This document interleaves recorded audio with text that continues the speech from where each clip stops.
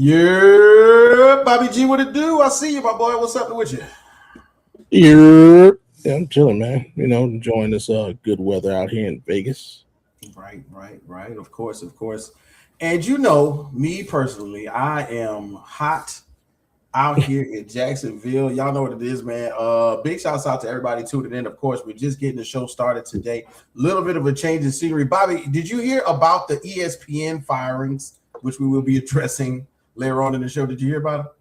I did. That's why my phone been on silent all day. What? That is why I'm not in the studio. I am dodging them people, ladies and gentlemen. This is what we're going to do today. We're going to do the show from the crib because we're going to stay safe. ESPN ain't give us no messages of whether or not they letting us go. So you know what we did? We said, you know what? That's all right. Why y'all got stuff going on? While you looking over the books, we going to pay you. Okay. And I'm just going to stay home today. But it's all good, man. So, of course, I got my guy Bobby G in the building. Uncle Scott will be showing up shortly, but you know what we gotta do?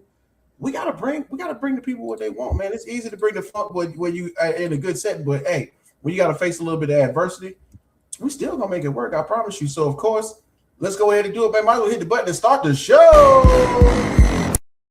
This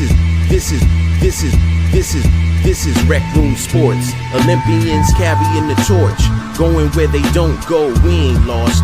From the optics to the topics, we got this with synopsis. Think outside the boxes like Jay on the mic or your boy K Witt. Joe is my coach, T Sweat on the mix. All sports, even if you catch fish like Nate Diaz catches fist. You need to catch this episode, it's a can't miss. We go live and you should subscribe and X's and O's. We made our plan, yo.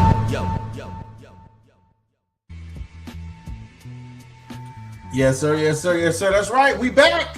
Another Thursday in the books, man. It's your boy K Witt, your mama's #1 draft pick. And this is the Rec Room Sports Hub. Oh man, yes, ladies and gentlemen. Oh man. It's crazy because as we begin to do things, we just gotta dodge the people today. I'm sorry. That's what we doing. So I'm at the crib today, of course.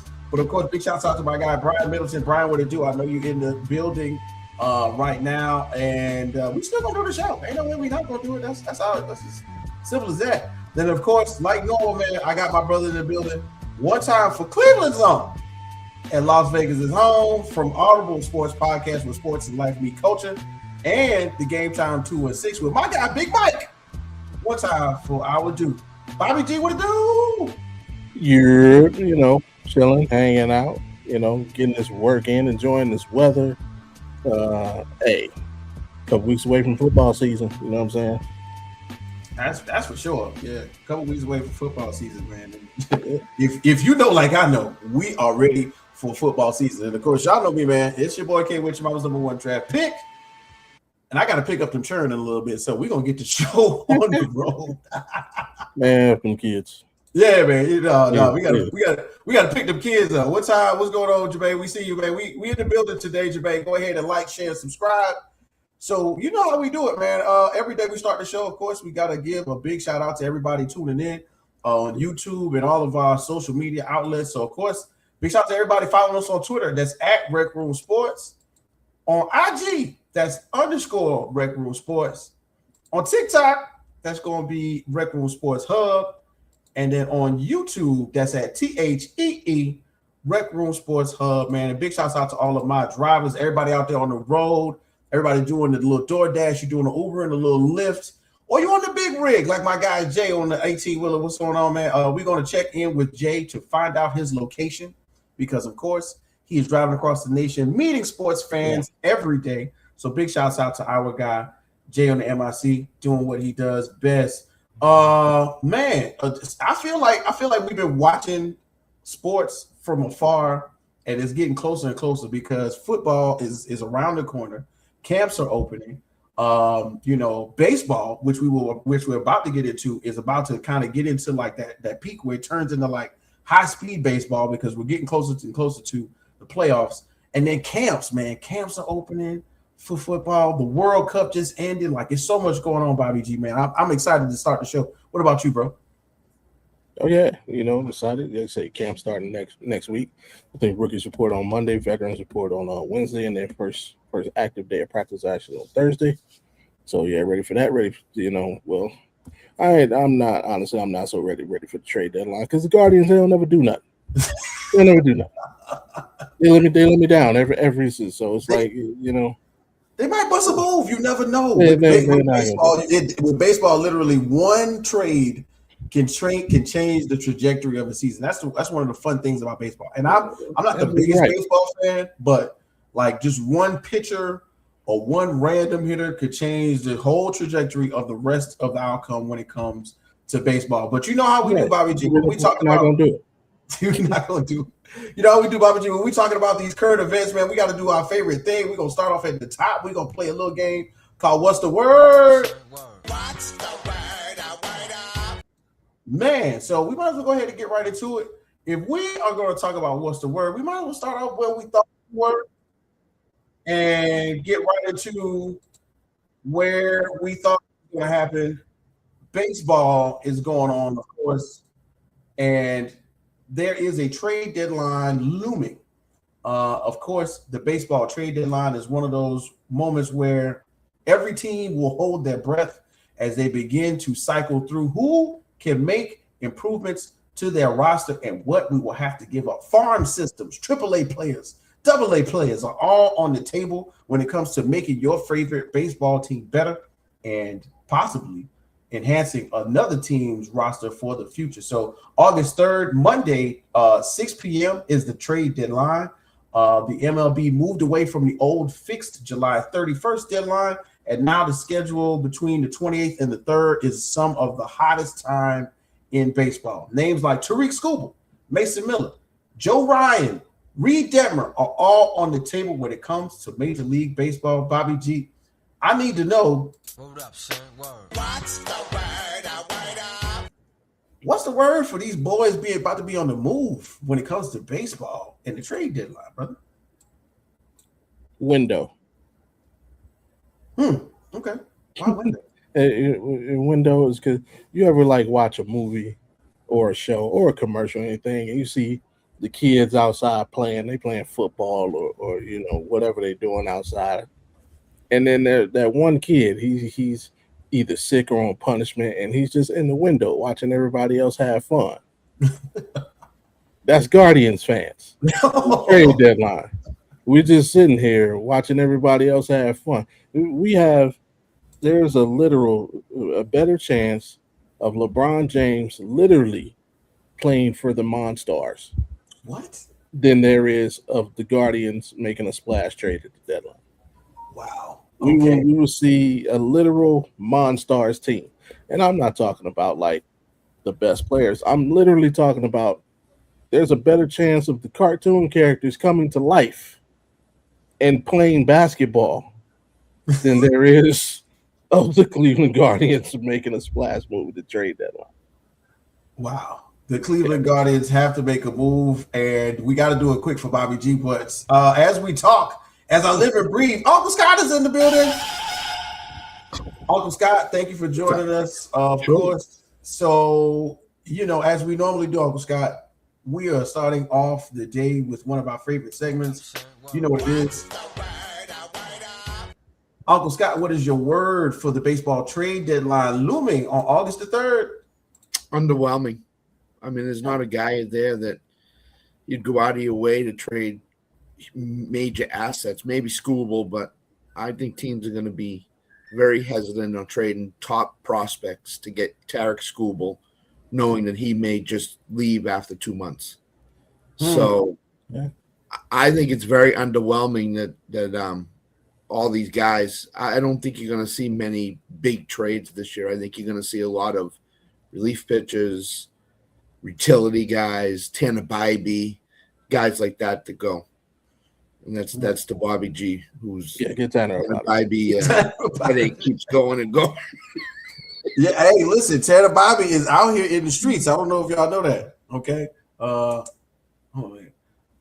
And then of course I got the word, and the word for me right now is going to be flash. Okay, that's right. Because in a flash, your favorite Major League Baseball team can change. I'm just saying, it could get worse, it could get bad. We just seen the 15 games by the Red Sox go like not necessarily unnoticed, but slightly under the radar. I feel like we weren't really talking about them up until we got to like game 12 because they were so far under 500 at the time. But now you look up and they're like, oh wow, could the Red Sox be, in the final wild card spot? Could they make a trade? Could they get better? Could they get worse? Something like that for baseball is a big deal. So just imagine, a good Yankees trade, because right now, Yankees are always somehow not at the top of the list when it comes to bullpens, especially when they need it. What if the Yankees gave up, a kidney and a lung for, right-handers or something like that, or Tariq Skubal, if we were just going to put it out there on the table? What if they did something and made a major move? Right now, and this is me with a novice stance of baseball, like the Mets spent hundreds of millions of dollars and they are nowhere near being where they thought they would be in the standings for baseball. So imagine if a team very similar to, Jay's Atlanta Braves or our Yankees, made a move to put them over the hump, and it didn't cost them hundreds of millions of dollars. Just like Uncle Scott said, imagine getting Tariq Skubal and him only being there for 3 months, But a team like the Braves with a little bit of cachet could go, hey, look, if you stick around, whether we win or lose, we could put that money in your pocket, So my word is flash, because literally in a flash, AAA players, AA players, minor leagues, farm systems, high school baseball players, everybody is on the table. Your life could change in a flash. So let's keep it moving, of course. When it comes to the next thing on what's the word, I like this one. I'm somewhere in the world of sports and entertainment. So let's go ahead and get into it. So right now, when I think of what's the word, right? What's the word? I need to know, man. Tom Brady versus Logan Paul. So Tom Brady and Logan Paul had their viral run-in on July 17th during an on-stage panel appearance to a Fanatics Fan Fest. I think the Jacob Javits Center in New York City. Of course, everybody knows Fanatics Fan Fest is when Fanatics puts on a big show. They bring out some of the top names in sports and sports entertainment. They bring them together, of course, to show off merchandise, what they got going on for next season. A lot of times there are players there who are kind of revealing what their plans are during the off season. Conversations that are being held are normally really good ones. A lot of, internet fighters being traded back and forth.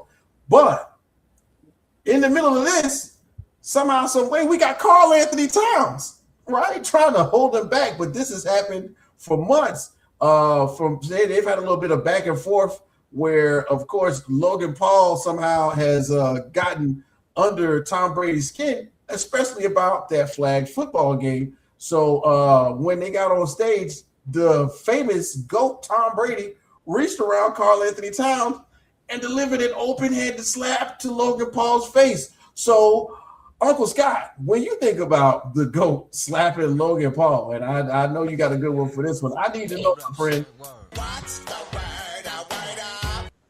what's the word you got for Tom Brady slapping Logan Paul, Uncle Scott? Fear. I think Brady would be afraid he'd get hurt. I think that's the whole problem. I mean, he goes in the ring for a full match and he tears something.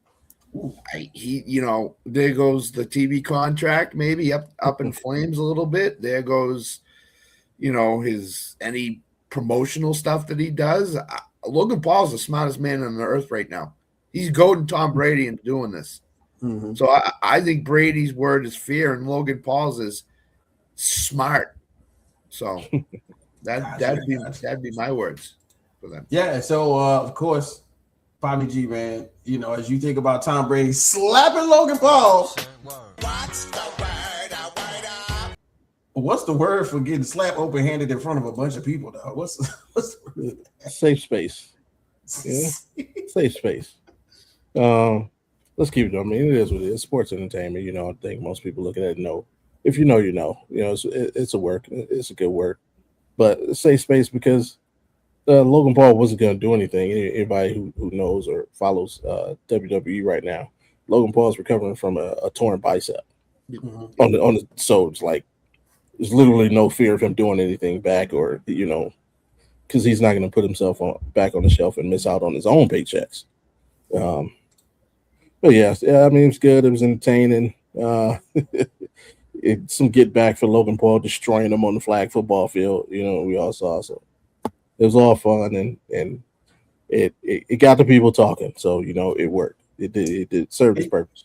There you go. And I'm in there with you, right? It did what it's supposed to do. And then of course me on the back end, when I think about Logan Paul getting slapped by the GOAT. My word is super slam. No, I'm just kidding. Nah, for real. It's my word is SummerSlam. You know what I'm saying? Right now, we've been seeing Logan Paul with the famous TJ Watt arm brace on. TJ Watt played half of his career with that arm brace on.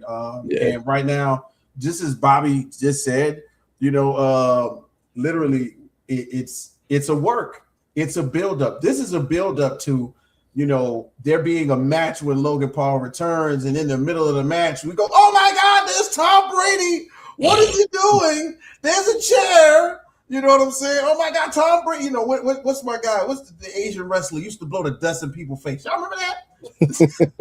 We need Tom Brady. I need Tom Brady to blow dust in Logan Paul's face in the middle of a match, and then Logan Paul get kicked in the face, and then pinned 1, 2, 3. Logan Paul wakes up. He goes nuts in the middle of the ring. It's a big, huge, debacle. Everybody goes crazy. And then somehow towards the end of the year, we get a Logan Paul, Tom Brady match in Vegas. You know what I'm saying? For real, because that's how it happens, ladies and gentlemen. If you know anything about sports entertainment, right now, Triple H is watching those numbers. He's like, oh yeah, and Triple H is sending the numbers to Tom Brady and Tom Brady's camp, and he's going, Tom, look, they love you. They still love you. You ain't even playing football, and they want to see you. Let's get you in the ring. Let's get the heel dynamic cranked up, because everybody hated you playing for the Patriots. They hated you. You beat all of their favorite teams. Let's make them hate you some more as Logan Paul switches to the babyface role now, right? We're gonna make Logan Paul the good guy, make him seem like he's he's only just doing what he's supposed to do, and we make the rich and famous GOAT of football, Tom Brady, a heel, and we make him do some mean, nasty things to mess up a Logan Paul match. He goes out there and he does the freaking Hulk Hogan leg drop in the middle of the ring. What? Can you imagine the pop that the arena will have if he goes out there and in the middle of the match, just literally jumps off the top rope? Okay. I know. It sounds wild, but that is what happens in sports entertainment, ladies and gentlemen. Tom Brady will risk life and limb just for that same amount of pop like he used to. And then, of course, I got a little bit of something else. So let's go ahead and get ready to it. Okay, so right now, of course, we're getting closer and closer to the beginning of the college football season. It is exciting. I can't wait. We're literally I think about 2.5 weeks from the beginning of the first couple of games, which really mean nothing. But then they got those Sunday games, which are exciting in the SEC. ACC is going to be taking off. But recently, as the SEC week has been going on, and Lane Kiffin made his appearance today, there's been a little bit of rumblings. Y'all know about the rumblings? Everybody knows about the rumblings. So what has been happening in the world of college football is it's possible that in real life, the SEC is trying to discuss a departure from the NCAA. So it's no longer message board speculation. The SEC Commissioner Greg Sankey recently acknowledged that discussions about a difference in governance and the structure are real. However, he also said leaving the NCAA is not a preferred outcome, and the emphasis on the value of national organization, if it can function, is effectively the pace and place in which they want to do. So the idea is the SEC's frustrations are all around the regular things because they think they make the most money. So it's about the NIL, it's about athletic eligibility, the future structure of the college football playoff, the desire for stronger national standards and reduced uncertainty, and concerns that the NCAA governance is struggling to keep up with the modern times of college football athletics. So Greg Sankey basically does have some good points, but his comments suggest that SEC leaders believe that college sports may need a dramatic change in the difference of the governing model, which has been led by the NCAA for decades. So, guys, as we just skip all over the big words I just read, right? What's the word? When we think about the SEC seceding from the NCAA and possibly linking up with a larger and more effective conference like the Big Ten to produce a super conference. Uncle Scott, I got you on that one. Goodbye. Goodbye. Once these words start coming out from anybody, usually there's smoke to the fire. I think the SEC wants to this expanded playoff. They want all the teams in the playoff. The SEC wants to make tons of money.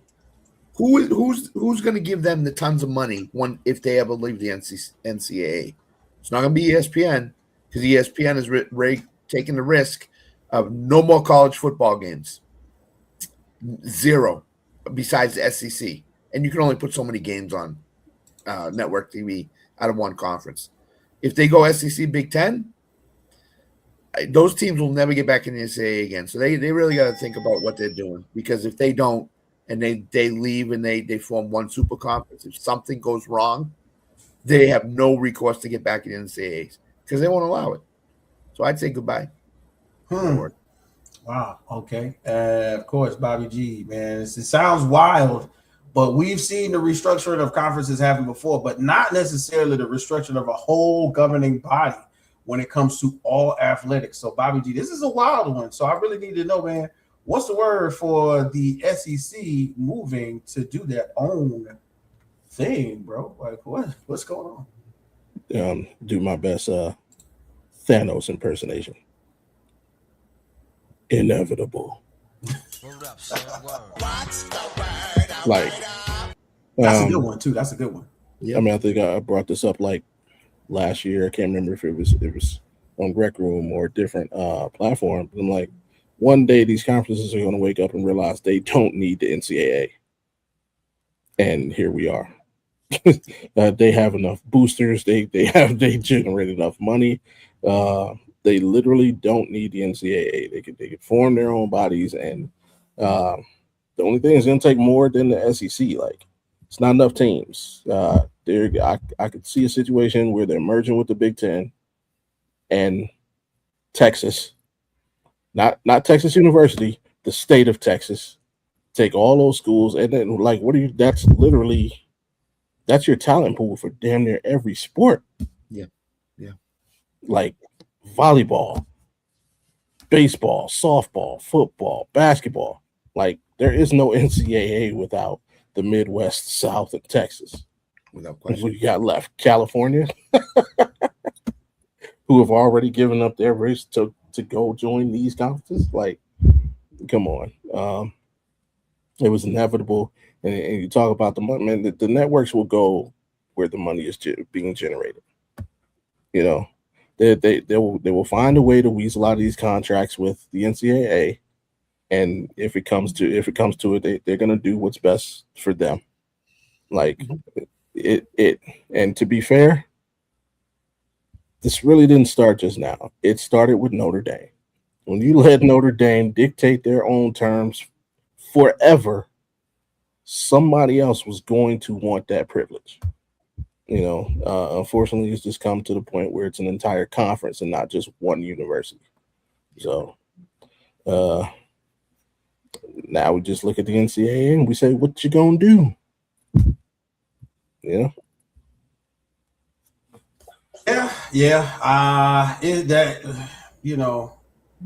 For me, I gotta switch it up a little bit, because it's a deep dive into the way that the sport is being portrayed right now, because it's so much going on, but you can't ignore the way of the world currently. So my word is realistic. Let's get real, okay? Let's be real. Right now, they're paying college players millions of dollars, okay? currently the SEC has not participated in the national championship game or even the semifinals for the last 4 years. Three straight Big Ten. Three straight Big Ten championships. 4 years ago, I think we as sports guys, we were consumed with the idea that the SEC is the best conference. They produce the best matchups.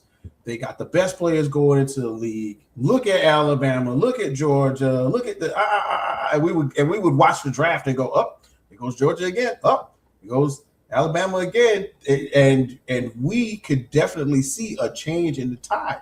Now, once you started messing with player eligibility, which is what the majority of this, I believe, is over, because you got these players who were granted the extra COVID year. This is the final year of the players with the COVID year. This is also going to be one of the final years where you can get multiple secondary degrees. So you can have players going for their masters, being transferred, and so on and so forth. Like they're signing off on all of this stuff federally. And as you start to play with the money of the larger of the entities, such as the SEC, such as the Big Ten, they're going to find a way around that, brother. I'm so sorry, but we got to figure it out. If you think that you're going to stop some of the most prominent players from participating in one of the most lucrative sports in our conferences, because don't get it twisted. There are basketball teams in this conference. There are badminton teams. There are swim teams. There are, soccer teams, but all of the teams, every last one of them, somehow, some way, feed or cycled through the funds brought in from football. You know what I'm saying? And that is the truth. And it's hard to imagine that, hey, look, these other sports don't bring in the money.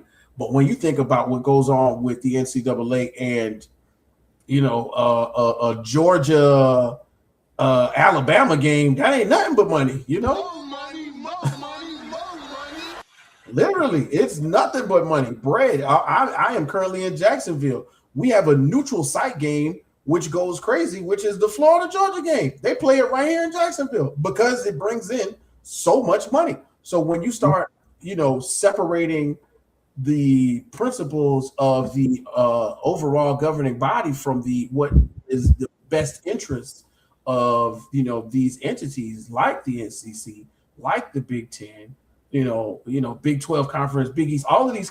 When you start messing with that, hey, look, man, I sure don't like it either. You don't like it, I don't like it. Just like very similarly what we saw over the summer with Texas Tech. As soon as you started saying, hey, man, we're going to let a player who got caught for NCAA violation play football again, everybody decided to hold hands and say, well, guess what we're going to do?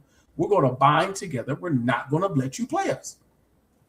Simple. It's we've seen it in a negative light over the summer, and we're seeing it somewhat in a positive light now. So yeah, what my word is realistic. Let's just get realistic about it. The sport is changing, the landscape is changing, and speaking of changing, we're going to continue to change. So I got a surprise one for the guys. I put it in the chat. I'm hoping everybody got a chance to see it. So yeah. So one more. What's the word? Because we ain't got no time restrictions today. Big shout out to Brian over there. What's the word for what we are seeing as the WNBA is getting ready to start their week-long celebration for the All-Star game? I don't know if you've been living under a rock, but we love women's sports here on the Rec Room. Big shouts out to our women's basketball associate, aka FOTG. That's right, a friend of the game, Mia O'Brien, who covers women's sports like none other.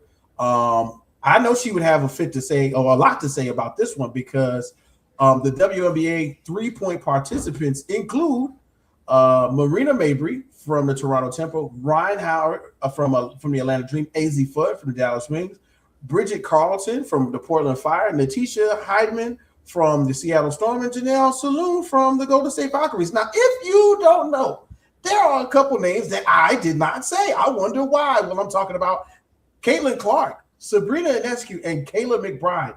Three of the most prolific players in the WNBA have all decided to not participate. It's like watching LeBron at the dunk contest, not in the dunk contest. So as we get ready to discuss the WNBA and the best players and some of the biggest names not participate in one of the highlights of the WNBA All-Star Weekend, fellas, I gotta know. What's the word for the Stars not being in the highlight of the All-Star game this week? Bobby G. Surprise too. My bad, surprise.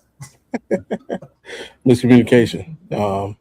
Sabrina Ionescu basically saying, she can't. She's saying that her rejecting the contest was false because you can't reject something you weren't invited to. She's saying she never got an invite. McBride is saying she got a half-ass invite from her, just a random text to her agent. And so it's like, come on, man, what are we doing? This is a professional sports league. Like, how are we conducting ourselves?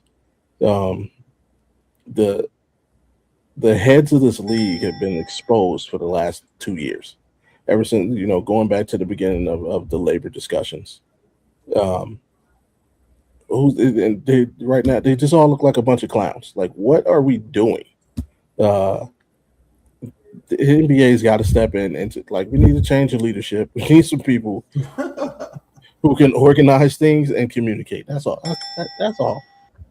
Organization, communication. That is all it really takes to run a successful anything.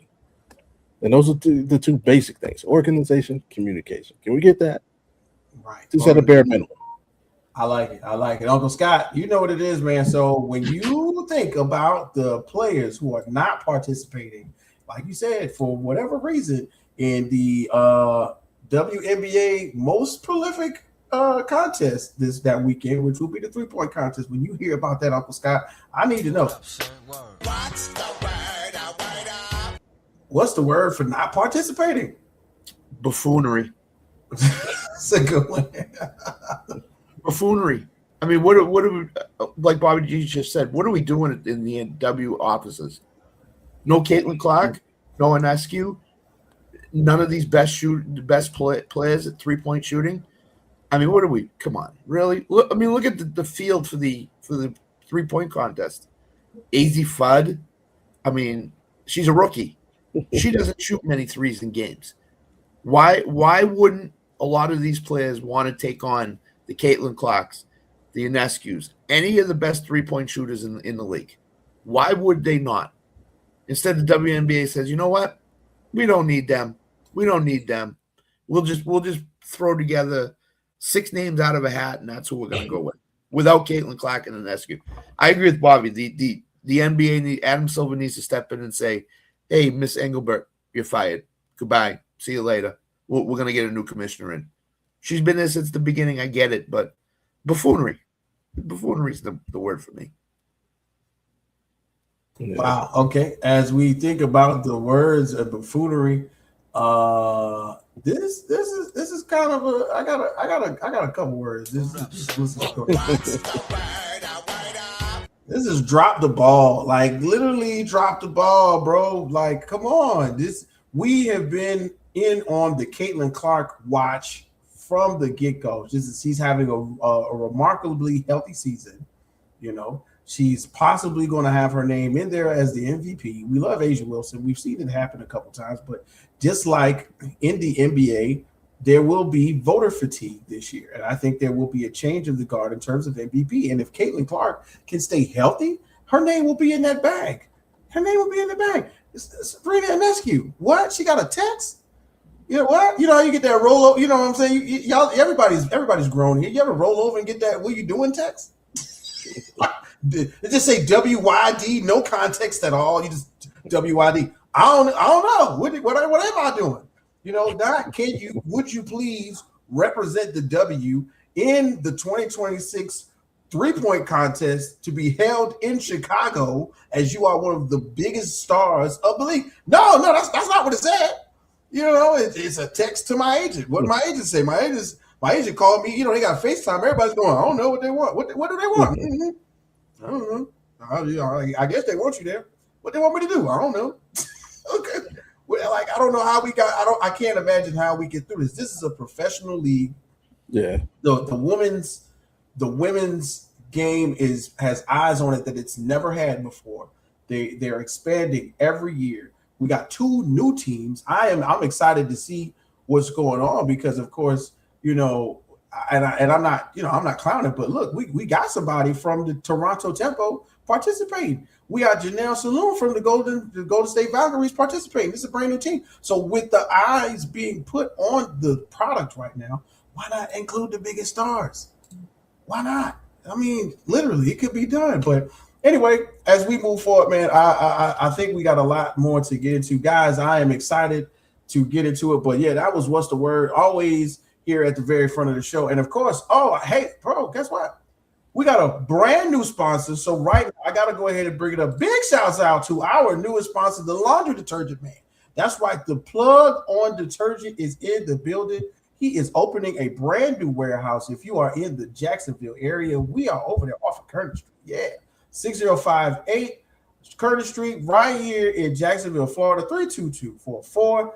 The super sale begins this weekend, ladies and gentlemen. You can get a super 5-gallon bucket, 5 gallons of detergent. And I got one. Let me tell you something. I'm not going to buy detergent for the rest of the year. And I got kids, okay? We are going to be going ham this weekend with the grand opening of his warehouse. All brands, all sizes. And if you wanted to take it to the next level, you can even get a pallet of detergent this weekend. And I'm telling you, this is the sale you want to participate in. Big shouts out to our already one of our biggest sponsors and one of our biggest helps, Unique Trends and Styles. Remember, you can still go there, get fresh and get fly. You can make the appointment with T and Unique. Get that 10% discount on your boy. It is happening right now, right before our very eyes, because Unique Trends and Styles is where you will go in as a customer, but you will leave out as family. Fellas, we're going to take a quick break, of course, and we will be right back to get right into the crux of what we got to do. Bobby G, I see you did some work. Y'all want to see the new joint? We're going to let it run. We're going to be back in about 2.5 to 3 minutes right here on the RecRoomSports Radio Show. Let's do it.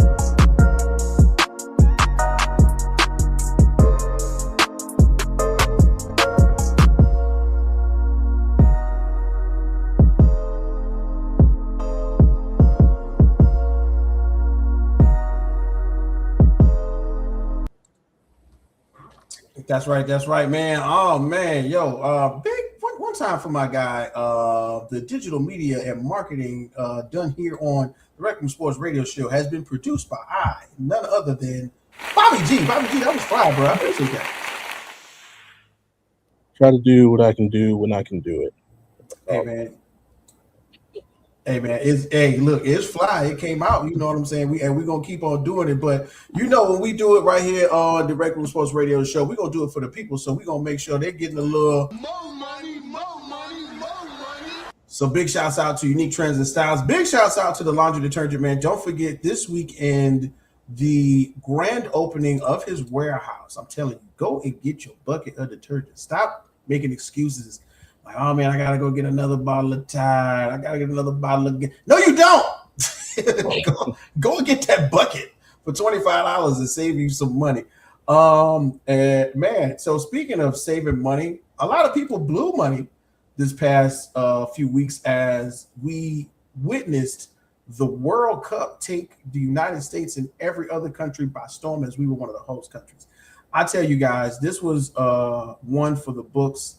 And I am not the biggest soccer fan, football fan, if you will, but it's one of those moments in time where I felt myself have to pause and stop everything and say, okay, I got to check this out. I got to see what's going on. And over the weekend, we got a chance to see the World Cup finals, and it was a game which featured what I would consider a changing of the guard, if you will, international changing of the guard, as Lionel Messi on his way out of his career, once again a storied career, one of the GOATs of football, pretty much towards the end of what I would think is the tail end of his career, even though he's still playing in the MLS with Inter Miami, and the rise of one Lamine Yamal, and this is for Argentina and Spain. Guys, the thing is, our friends and constituency here on the RecRoomSports, they might not be the biggest football fans.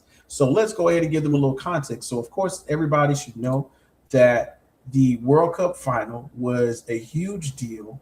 Somewhere in what we like to think about when it comes to FIFA and the World Cup, you got to compare it to the Super Bowl, the NBA Finals, the World Series, and in some way, shape, or form, it's even bigger. After years of dominance from Lionel Messi, we're witnessing one of the kind of official moments where he will pass the torch globally from his hands to the hands of the electrifying Lamine Yamal. So with this being what it said, this is a World Cup Finals. It's not just another championship. It's the biggest sporting event on the planet. So somewhere in this, you got to think, is the World Cup Final bigger than the Super Bowl?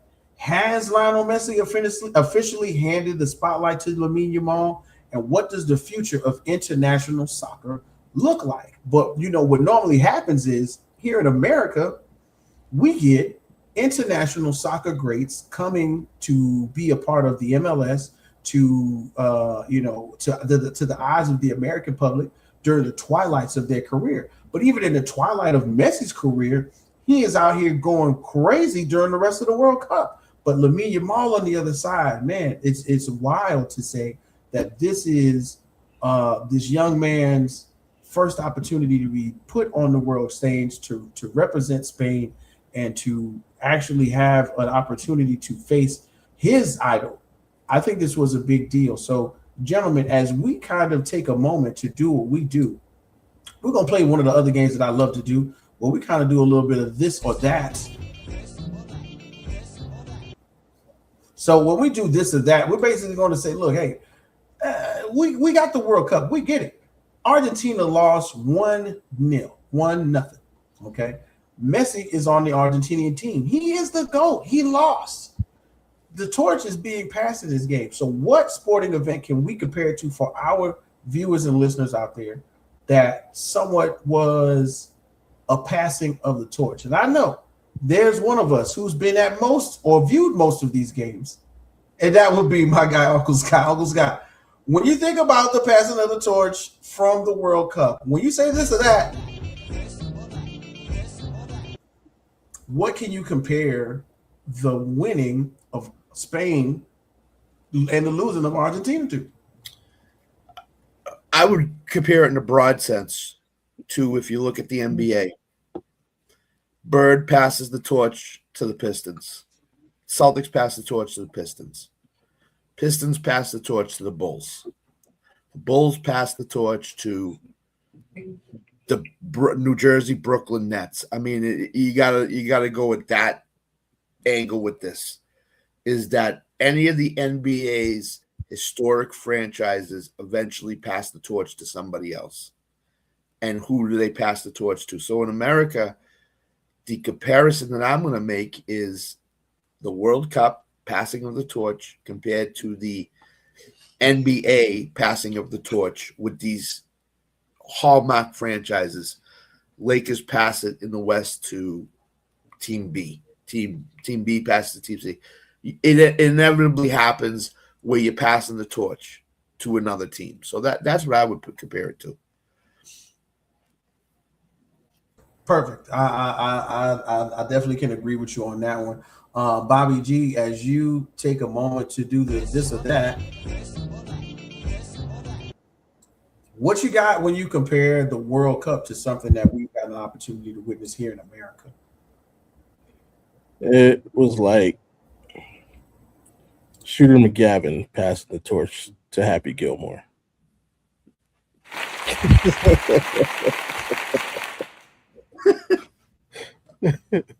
You know, I mean, we're all excited about the World Cup. Definitely fun being one of the host countries. All of the Americas were able to host. But let's keep it a buck. Soccer/football just is not America's thing.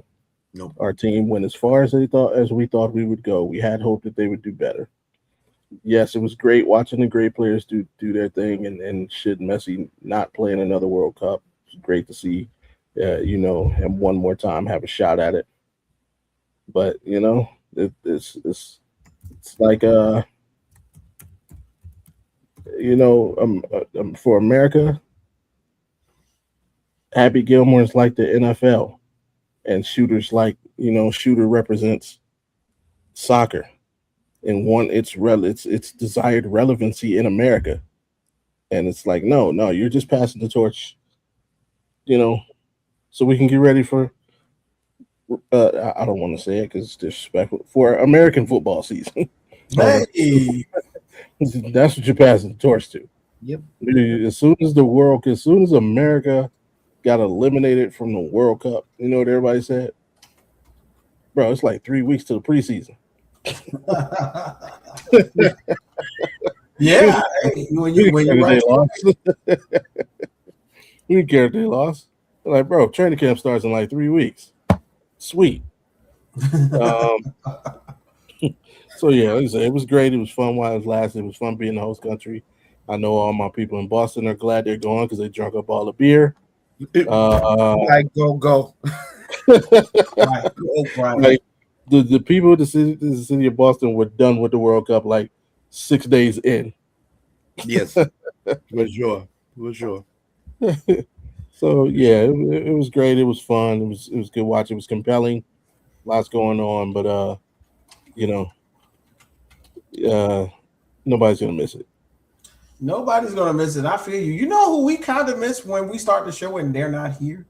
We miss our guy AP Allen Morales. But the funny thing is, when he gets off of work, he drinks an energy drink in the parking lot, then he comes in his room and gets ready to do the show. Big shouts out to our guy AP for joining us in the green room. I think he's ready. We think he's ready. So, Allen, welcome to the show, AP. How you doing? What's going on? How you feel, brother? Welcome. Jump right in. Of course, we're discussing the World Cup and its significance, and we're doing a little bit of this or that, Allen, where we're going to compare what happened with the World Cup to what we pretty much get a chance to view here in America. So when you think about this or that, Alan drank half the beer in Boston, by the way. Just so he drank half a beer in Boston. Yeah. Alan looks like a half a beer guy. So what can you compare it to, Alan, as you get fresh off of work? And thank you for joining us. And first of all, if you count if you by energy drink you mean Mountain Dew Code Red, then yes, it is an energy drink before have an energy drink before work. But I always tell people this every time I talk about European soccer, every time I talk about the World Cup, and people ask me questions about it. Think of it like a college football atmosphere, because college football for us is the closest thing we have to European soccer, in my opinion, as far as atmosphere, as far as participation, as far as fan support, this, that, and everything. And yeah, the NFL is great. It's a spectacle in and in itself. But as far as the crowd, the atmosphere, college football. I always compare college football and European soccer or football as kind of the same branch, because it's just the atmospheres feel similar, the energy feels similar. But yeah, that would be the one thing I would compare it to. I know people will probably say, well, the NFL is better, but here's a college atmosphere. I don't know how many of us have been to a college football game. The atmosphere is just different. It's just different. It literally, to me, it really is the closest thing we have to football outside of America. Wait, can I give you another comparison that popped into my head like 2 minutes ago? For sure. Go ahead. What you got? The men's Olympic basketball final. USA against any other country in the world.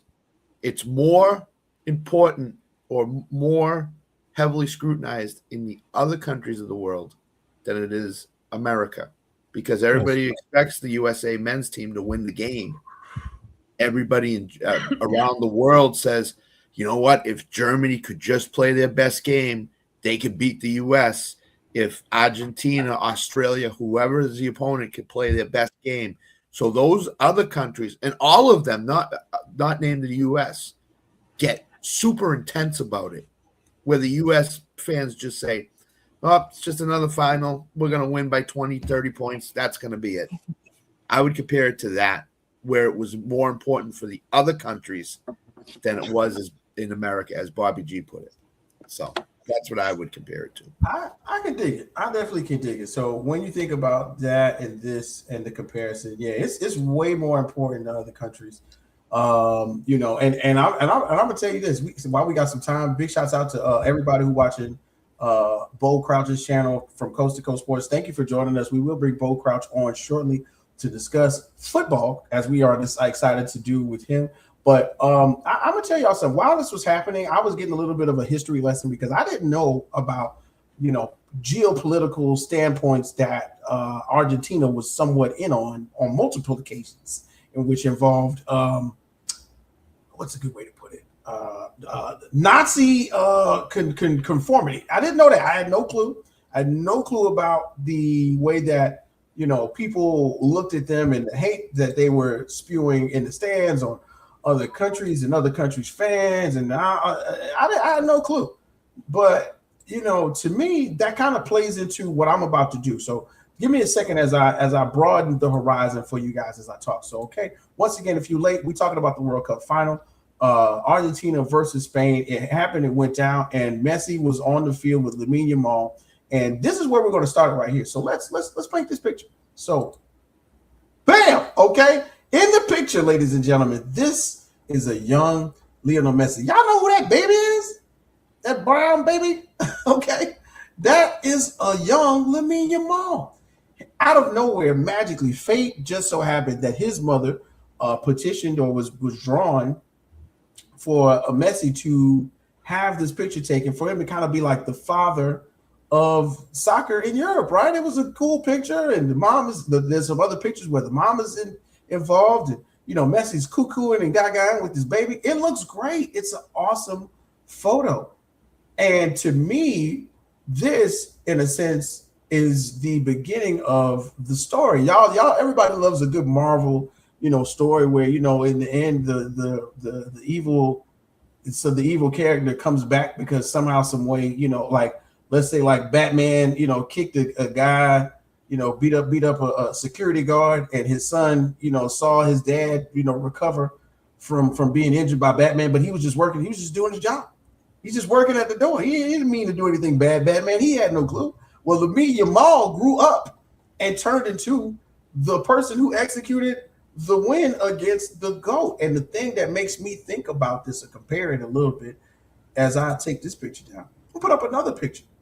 I got this one right here with Magic Johnson and Isaiah Thomas. In 1989, the Lakers and the Detroit Pistons went head-to-head in the finals. Don't forget, the year before, in 1988, the Lakers won the series 4-3. Uncle Scott, you know that, right? Yep. And in 89, when the picture took place, the Detroit Pistons swept Magic Johnson on out of the playoffs. And this was and as we talk about, you know, the feelings of different people and countries and so on and so forth, this picture is controversial, just like the other picture is controversial with Messi holding that brown baby. This picture is controversial because the evidence of you know, the times was nobody knows Magic's sexual orientation and all kinds of stuff. And oh, look at them kissing on the court. No, man, it's really about the players. This was a great show of sportsmanship. That's his brother. It's like Lamine Yamal and Messi. Messi's holding a baby. Why did all of the other things really matter? You know what I'm saying? What matters is this is brotherhood on the court. And as I say brotherhood, as an African-American man, I really want y'all to think about that. These are two guys who are put together. When Magic Johnson was in the league, Magic Johnson was talking with Isaiah like, you next. You're the next one. You're gonna do better than me. Yep. Now they both said they had no idea they would play each other. They didn't know, you know, but when the season started in 88 and 89, Isaiah knew, hey, look, I'm gonna have to play my own boy. I'm gonna have to kill him. Literally. With a smile on his face. Everybody knows Isaiah Thomas smiles in the middle of everything. So these two pictures kind of go hand in hand, as both of them were, you know, politically analyzed and broken down and talked about, with Messi holding Lamine Yamal and Isaiah Thomas and Magic Johnson, you know, a friendly peck on the cheek. Now, am I going to see Bobby G in Vegas and kiss him on the cheek? No, I'm not going to do that. But, but at the same time, you know what I'm saying? This is what they felt was a good sign of brotherhood for them at that time. Just like the other picture of the baby, Messi just holding the baby, bro. Where did all of that hate come from? You know what I'm saying? Because he's a better man than me. I'd like, you better get this baby away from me. You see, that's how false paternity suits are born. We're not doing that. Hey, you know, I will take a picture with you holding your baby, and I'll like stand there. But no, we're not. I'm not holding your baby, looking down at the. Nope. We're not doing those. Yeah, and then in the other pictures, he's like washing them in the tub and all kind of stuff like that. Like, it was a little, you know, it's an intimate moment with the father or the who then would be classified as the godfather of soccer, bro. Like, you know, the minute I do something you don't like, we are in court. And see, nope, can't do it, man. Messi, you can't be doing that stuff, man. That's listen, that's what I do in my life. Is somebody says, "Hey, do you want to hold the baby?" No, thank you. That's your baby. Don't want to hold it. Cute baby, right? Yeah, cute baby, but no, cute baby from afar, but no chance. My wife's like, "Oh, come on, hold it." No, don't want to do it. Not a chance. So. Yeah. So as we break it into the second hour, I just want to let everybody know. Of course, we have a new sponsor. That's right, ladies and gentlemen. We got new sponsorship right here on the RecRoomSports Radio Show. We got the laundry detergent plug. Do not forget that he will be opening his brand new warehouse this weekend for everybody here in the Jacksonville area, 6058 Curtis Street, right there in the heart of Jacksonville. If you got $25 and children and laundry that you need to wash, you need to be there, because I think once I get off work, I'm going to slide through. I already got my laundry detergent. Let me tell you, ladies and gentlemen, a bucket with a pump is real in the field right about now. So what I want you to do is get that address, see this ad, and pull up and say, man, I heard on the RecRoomSports Radio Show that you got buckets of laundry detergent. And if you want to take your laundry detergent game to the next level, we got pallets of laundry detergent, ladies and gentlemen, right there for the low price of $800. You can get two for like $750. Okay, it's crazy. The deals you cannot beat, because we have all of the retail laundry detergent on site and ready for you. So big shouts out to the laundry detergent man. And also big shouts out to our number one sponsor, Unique Trends and Styles, where D Unique is out there cutting up all of the newcomers in the building. Go in and say that you heard it on Rec Room Sports. Get that 10% discount on your boy. And remember, when you go into Unique Trends and Styles, you go in as a customer and you leave out as a family member. Coming up next, man, we got Uncle Bo on the back end from Coast to Coast Sports. We're going to talk about the ESPN firings on the where we bring the internet to your radio. And we've got so much love for football. We cannot wait for it to happen. We made our own list. Shoot, why not, right, fellas? I mean, everybody else got a list. We might as well make a list. I think Bo got a list. So anyway, y'all, I want you to stay tuned. We'll be right back in 2 minutes right here on the Rec Room Sports Radio Show. Let's do it.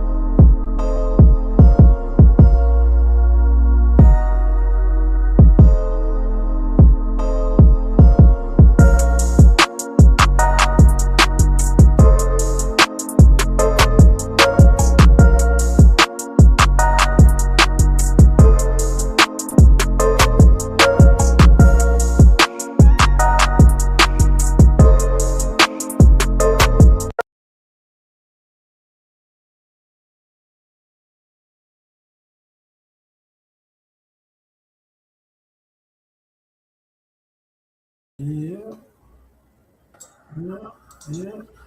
All right, ladies and gentlemen, we are back. That's right, it's the guys from the Rec Room Sports Radio Show. Out of nowhere, we have been flooded with comments about this next thing. You know how we do. Welcome AP Alvarado State for joining us after work. Uncle Bobby, Uncle Scott. We don't put the two of y'all together. Uncle Scott in the building, and then of course from Game Time 216 and Audible Sports Podcast, where life and sports meet culture. We got Bobby G in the building. And right about now, this is where we bring the internet to your radio like we always do on the second hour.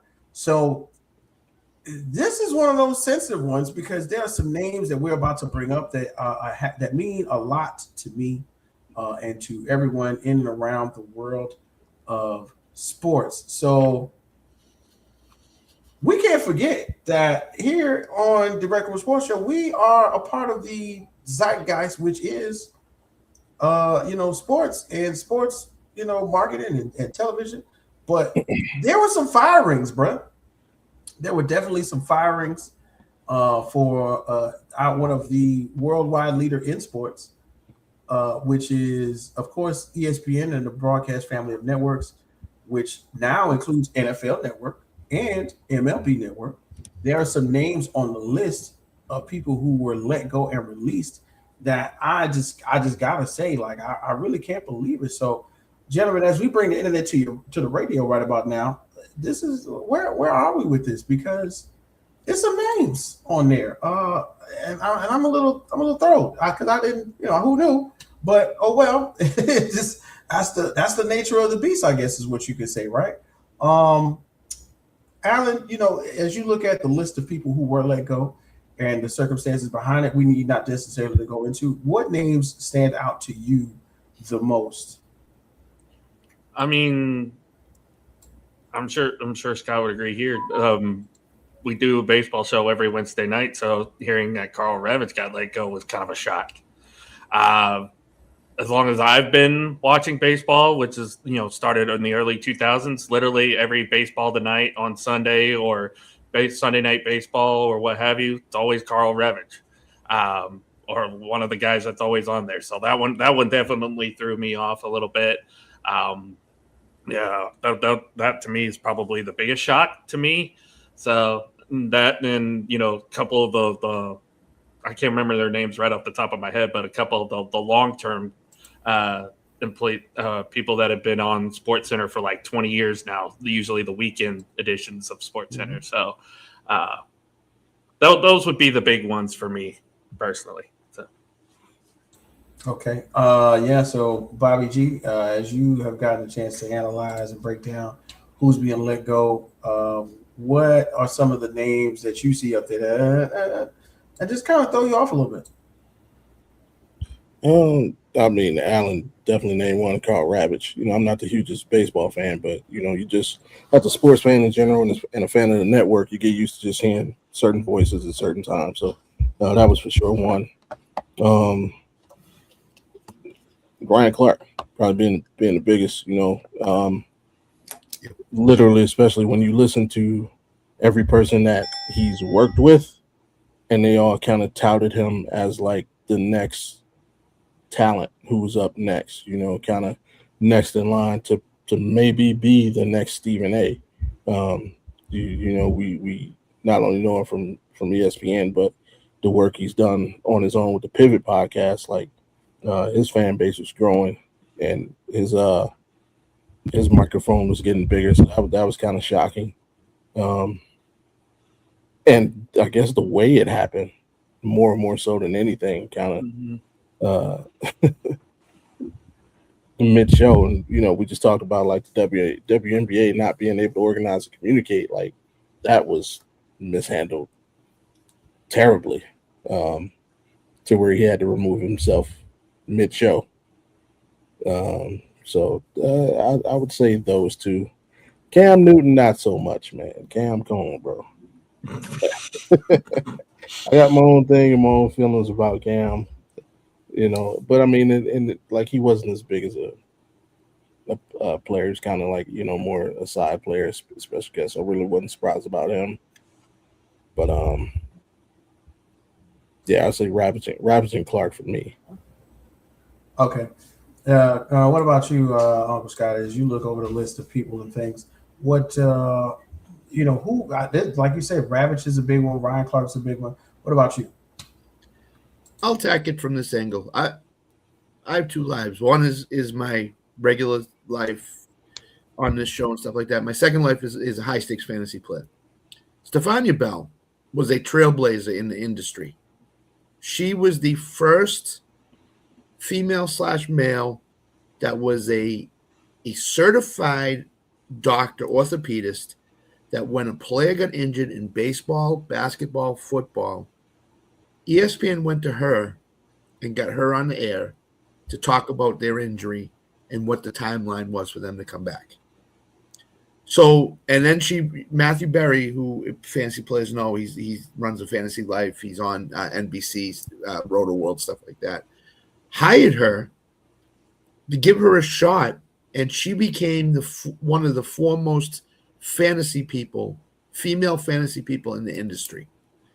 And to let her go, who you just signed to a big contract about 8 months before this, and to say, no, we changed our mind. We're going to get rid of you. We're going to let you go. It just boggles my mind what the thinking is up at ESPN. Because you sign somebody to a huge contract, you give them an extension, you sign them to big money, and then within the year you say, no, you know what? We've changed our mind. We don't want you anymore. We're going to let you go. All this is designed to give Pat McAfee, who I love his show, entertained and personified, he's going to make over $60 million a year in ESPN. That's the number that's been coming out. So all these moves, the Tom Pelisseros, the Stefania Bells, the Kyle Ravages, Ryan Clarks, are all designed to back the Brinks truck up at Pat McAfee's door and to say, Pat, we're going to pay you all this money to be on the air. And the only two things Pat McAfee does is has his talk show for 3 hours a day on ESPN and is on College Game Day Saturdays. So Pat McAfee, Stephen A. Smith, Peter Schrager, one other person that I'm probably forgetting right now, are the main moneymakers at ESPN, and everybody else is way below them. ESPN needs to figure out what they're doing here because they're paying 3 or 4 guys megabucks, and the rest of them you're going to just make the bare minimum. So that's why you see all these people on ESPN SportsCenter and ESPN, the network, that you've never heard of before, because they're willing to take all this low-end money to be on ESPN. Yeah. So that's why you're seeing what you're seeing right now. It's because Pat McAfee's contract is up and he's about to get paid. So, well, I don't know about y'all, but if they call me, I'm out, bro. I'm sorry. I'm gone. I gotta go. Yep. Let me get that check, please. Yeah, Pat McAfee. I'll be like, up next, Pat McAfee. Up next, Stephen A. Smith radio show. I promise you, but no. Stephen A., can I get you a cup of coffee? They're doing that though. Water, anything, please, Stephen A. Right, it's Mr. Smith. Mr. Smith. Yeah, I watched that episode of General Hospital. Mr. Smith, he looked awesome. Yes. I say to be fair, they're actually doing that though. Like, I mean, we know ESPN bought NFL Network, and remember one of the first moves that they made. They brought this young content creator on and gave him a show on the NFL Network. And a lot of the freaking analysts tried to hate on him. Like for instant experience, I'm like, bro, you're doing the same thing to this young kid that you say these players do to you when they try and crap on your career and your knowledge of the game. Now you're doing the same thing to this young man for doing nothing more than excelling at what he did, putting himself in the position to get that spot, and then excelling once he hit it. So, to be fair, the ripple effect of this is, these big networks, they're looking at more of the next generation of content creators to kind of lowball. I mean, let's call it what it is, lowballing, but you're still getting an opportunity to speak from a much bigger microphone than you currently have. Yeah. Whit, you're on your way. You're on your way, Whit.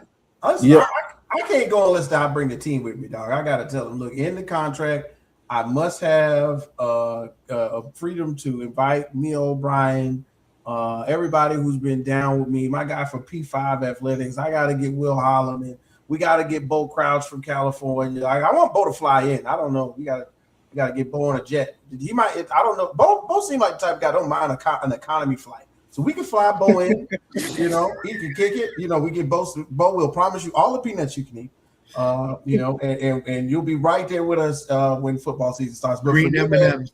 Yeah, all the green M&Ms, right? This is me right here. I am learning how to do this space. This space requires funding. This space requires money. This space requires you to have a mental capacity to know when and when not to say certain things or how to say them. So that excludes Ryan Clark and Cam Newton right out of the gate. And when I say that, I'm talking about I really enjoy watching them break down and analyze football. I enjoy Cam Newton on Funky Friday. I enjoy Cam Newton on Fourth and One. You know what I'm saying? He has an eclectic way of approaching doing his analysis, and I cannot lie. You, from seeing him play football, you could never think that Cam Newton was this type of energetic or would bring this type of energy to what he does. But like Ryan Clark looked like Ryan Clark when he talking about sports. And if you thought that he was hard nosed when he was playing safety, just wait till you get him on set with you, and he does not believe in what you're saying. Okay, Peter Schrager got a harsh look into how Ryan Clark not only approaches football but sports analysis. Yep. Look me dead in the eye and say, "Hey, bro, you ain't never put on no helmet."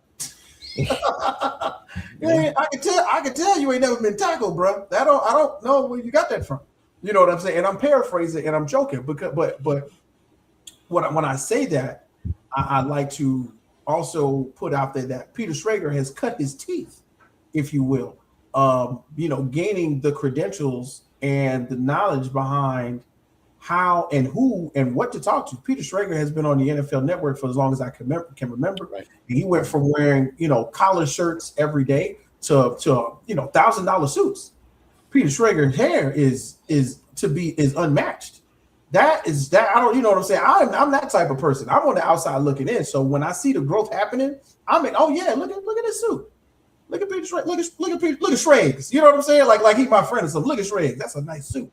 You know what I'm saying? His hair is tough. And he's got, he's been in the game so long that his credentials hold weight. Now, did he touch the field? No. Did he play a little Pop Warner? Maybe. But he has worked in the field long enough where I cannot do. You have to know that discrediting him on a nationally televised morning sports network will definitely have some ramifications. And the thing is, I am a Ryan Clark fan, but we gotta remember Ryan Clark ain't been on ESPN for about 4 months already in the first place because of what he said at the beginning of the year. He had some comments at the beginning of the year where they took him off, and he was just on, I want to say, First Take, maybe last Thursday when I was home and I was up in the morning. I was like, and everybody was like, "Yo, we haven't seen Ryan Clark in so long. Good to see you, brother." He was just getting back in there. You gotta know where your bread is buttered, okay? If I know the knife is in the drawer next to the sink, I'm not going to reach over in the wrong place. This ain't my house. You see what I'm saying? This ain't my house. I'm not just going to go through your drawers. You told me the knife is over there. That's the knife I'm going for. Yes, ma'am. No, ma'am. No, sir. But of course, Ryan Clark has his own platform, The Pivot, which is doing well, and he has his own money because he was paid handsomely by multiple teams in the NFL. So somewhere in his mind, Ryan Clark get to look angry and frown his brow and go, "Well, I don't care." You know what I'm saying? Cam Newton, same deal. I don't care. Well, that's all right. I enjoy my time, and rightfully so. They have all of the cachet to continue on their careers in the space in which they have cultivated, which they will not be censored and will still garner millions of views.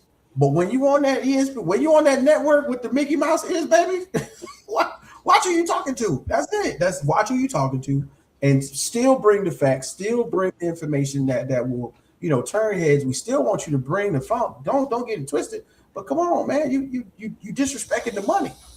You got to know that. You got to, and it's unfortunate that especially in Ryan Clark's position, they pretty much let him know in the middle of the show, and next thing you know, he wasn't on it no more. Speaking of middle of the show, it would be my pleasure to bring on one of the most West Coast world-renowned sports commentators, sports analysis, goes to WNBA games, goes to football games, goes to soccer games, comes to your local bar and drinks and eats chicken wings. Huh? I would be remiss to not bring our good friend Uncle Bo on to the stage so we can talk a little bit about this. Bo, Uncle Bo, welcome. What's up, gentlemen? Hey, Bo. Always good to see you guys. Alan, by the way, you've been fired. You can. Oh, sorry, Alan. We gotta let you go. All right. Oh, man. Alan, you imagine that you're Ryan Clark sitting on the air, and all of a sudden somebody gets in the ear. All right, Ryan, you've been fired. You can leave now. Yeah, we okay. Alan, you signed that extension, Alan. You good? Thank God I just signed with Yahoo Sports. Right. Now that was wild, right? Like you kind of get it slipped to you, and then it's like, oh, should I go then? And they're just like, yeah, probably. I mean, if you find out in the middle of the show, it makes sense that they would just be like, hey, you know what? Why don't you go ahead and kick rocks now? Because we don't want you to say something wild on the air. Oh, right? And you gotta know, Ryan Clark was probably gonna go, well, this is my last show, so I'm gonna say For real, what about right? Can you imagine the host on the show? We got Ryan. Ryan, where are you, Ryan? Right, yeah. Yeah, but see, if you're the producer, you'd rather have that than have him come back on and be like, now let me tell y'all something. Right, right. I'm going to tell you the real ESPN. Right. Let me talk to you guys about TPS reports. Right, for real. Yeah, and I loved that Bobby called Cam an NPC, just a side character, can't really do it. It's like it's Cam, man. It's like, you're not wrong though. No, I mean honestly, when you look at the list made sense, right? So even though you have the MLB network, losing their guy, yeah, ESPN moved away from Sunday Night Baseball. Right now they have Women's Sports Sundays, and that whole show ended up going to a different network. So it made sense as you're acquiring these companies that some of these people are going to have to go. They did this 2 years ago also, right? Mm-hmm. So I mean, it's not like any of them are a big shock. Like having another insider, they already have all the insiders. They don't need another one to compete against themselves. Yeah. I mean, so a lot of these moves did make some sense. Ryan Clark, obviously, based on comments that he made, I don't know that that's necessarily exactly why he got fired, but I mean, from the outside, you're like, yeah, that makes sense. Right. Like he was on the hot seat from the get go. Yeah. Oh, no question, for sure. He was on the hot seat from the jump, and what I like to think about it is, you can't we can sit here and talk about it, but Pat McAfee, Stephen A. Smith, two of the flagship analysts, if you will, we can't blame them for the attention they got. We can't. They are up there for a reason. And hey, look, one of the things I heard and I read that what happened when Pat McAfee got that first extension was he went to all of the producers, everybody that was with him on the original, from the get-go, for when it was just a podcast. He went to all of them and gave it, because it was a lot of money he got. He gave everybody a book bag with $25,000 in cash. Yeah, can I just hold a marker? Yeah, marker. You know what I'm saying? So I'm not mad about it, but when you think about who was tenured, and then earlier this year, one of the longest tenured analysts and sports announcers, Linda Cohn, retired. Linda Cohn had been on ESPN since its inception, I want to say. And we've seen her literally go through multiple iterations of herself and still look like Linda Cohn. So maybe she saw the writing on the wall, and before they could, let her go, she decided to go out on her own terms. So big shouts out to Linda Cohn as well. Elle Duncan, same thing. She left within the last 4 or 5 months. But yeah, my wonder is if ESPN went to both of them and said, "Hey, listen, we're not in 6 months. We're going to have to let you go. We don't have a position for you. Do you want to go and look for something now, or retire now before we have to do this?" Maybe ESPN was smart enough with those two women and said, "You know what? Why don't you go find something else, because we're not going to retain you. After the summer's over, you two are going to be gone." So that, I wonder if in Elle Duncan's case, that's why she went to Netflix and she's doing all that stuff. And Linda Cohn just said, "You know what? I'm going to retire now before it gets messy." So yeah, that'd be my wonder. Yeah, and I'm with you on that one. And of course, I love how ESPN gave Elle Duncan the ability to kind of like walk out gracefully and be on the show with her girls, and them all say some really, really nice stuff to her before she got a chance to leave. But bigger and better is on the horizon for Elle Duncan at Netflix. And I feel like that same way, because there will probably be less restrictions on what they say and what you can and can't say on the Netflix network. As we see, Netflix is stepping into the realm of not just sports, but sports entertainment, as they have, put on WrestleMania, not WrestleManias, but WWE events, the home run derby, boxing, so Netflix has probably got that red carpet out, like, "Hey, Ryan, I got a space for you." Don't think, just like a year 2 years ago, somebody who I think is really, really good at breaking ESPN, or was breaking ESPN basketball news, Chris Broussard found a really nice space over at Fox Sports. Now, do I politically agree with everything that Fox puts out? No, but they do have a great lineup of shows, which their analysis is on par with ESPN's. But are the eyes on there? Maybe not as much, but they do have a good set of people, leading us into the sports world. So enough about money and things like that, fellas. Let's get into the fun things that we do, because of course somewhere we ain't gonna do nothing but lean into this. Okay, because that's what it's all about. But right now, we got Uncle Bo Crouch from Coast to Coast Sports in the building. Thank you again, Bo, for joining us. So, Bo, we have been on the show for about 2 weeks, feeding for some football conversation. So somehow we have diverged, dug into, and found a way to concede to multiple lists. We've got top 5 lists leaking out of our ears.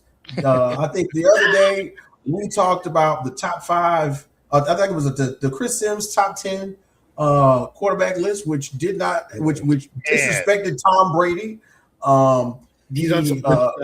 He's got good stuff going right now. Right, ESPN. Never trust the Texas quarterback. Never trust the Texas quarterback. There's another one of those out there that has the 10 current going into this year. And even that one didn't make any sense. Like you were looking at it and you're like, you have Drake May and you don't have the guy that just won the Super Bowl in there. Like, what are we doing? Yes, as well. Yeah, we were looking at that one last week and we said, well, magically Lamar Jackson, 2-time MVP, it's like number 7. You know what I mean? So what we decided to do today is have a little bit of fun. Everybody should be prepared for this one. So we got top 5 players that we are excited to see in this 2026 NFL season, regardless of position. So, Bo, I got a chance to get this to you earlier today. I know you're prepared for it. So, Bo, do us a huge favor. Your top 5 players that you are excited to see this NFL season. Go ahead and lay them out for us, man, because you know what? This is a little time where we kind of do a little thing we like to call special delivery. So you are delivering us your list, Bo. So who you got on your 5 players? Yeah. So the first one for me is Cassius Howe for the Bengals. And one of the reasons for that, obviously, Trey Hendrickson moves on. He was the only shiny moment on a horrendous defense, right? And when you're looking at this edge, he's out of A&M. He's fast. He's a great. Has great pursuit. Does do well in in run support as well. So I mean, he is a pretty balanced linebacker or edge rusher. I mean, finished second in the SEC with 11.5 sacks. So I mean, he's a guy that you're hoping can step right. I mean, in that defense, he's absolutely going to step right in and be a key player. So, and when you're looking at some of the comps for him, it would be from the Chargers, Tuli. I always forget how to say his last name. Tui Piloto. He was also a second rounder, right? And you've seen his growth with the Chargers over the last couple of years, and that's kind of what I expect to see out of Cassius. I don't know that he's going to be real polished coming out the gate. He's going to be a rookie on a bad defense because, sadly, that is one of the main things that the Bengals did. Like they didn't do what Dallas did and add a bunch. They were like, hey, we got one. Now we're bored. So I'm not really sure, that they did enough there, but he's going to get every opportunity to come out and show that he can be that guy. And they're hoping that he is, because they didn't do a lot else. You want me to go through them all, or you? Yeah, go ahead. Yeah, get your 5. Go ahead, get your 5. Okay, all right. Number 2 for me is Jadarian Price here in Seattle.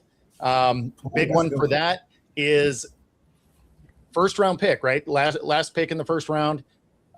Showed great talent in Notre Dame.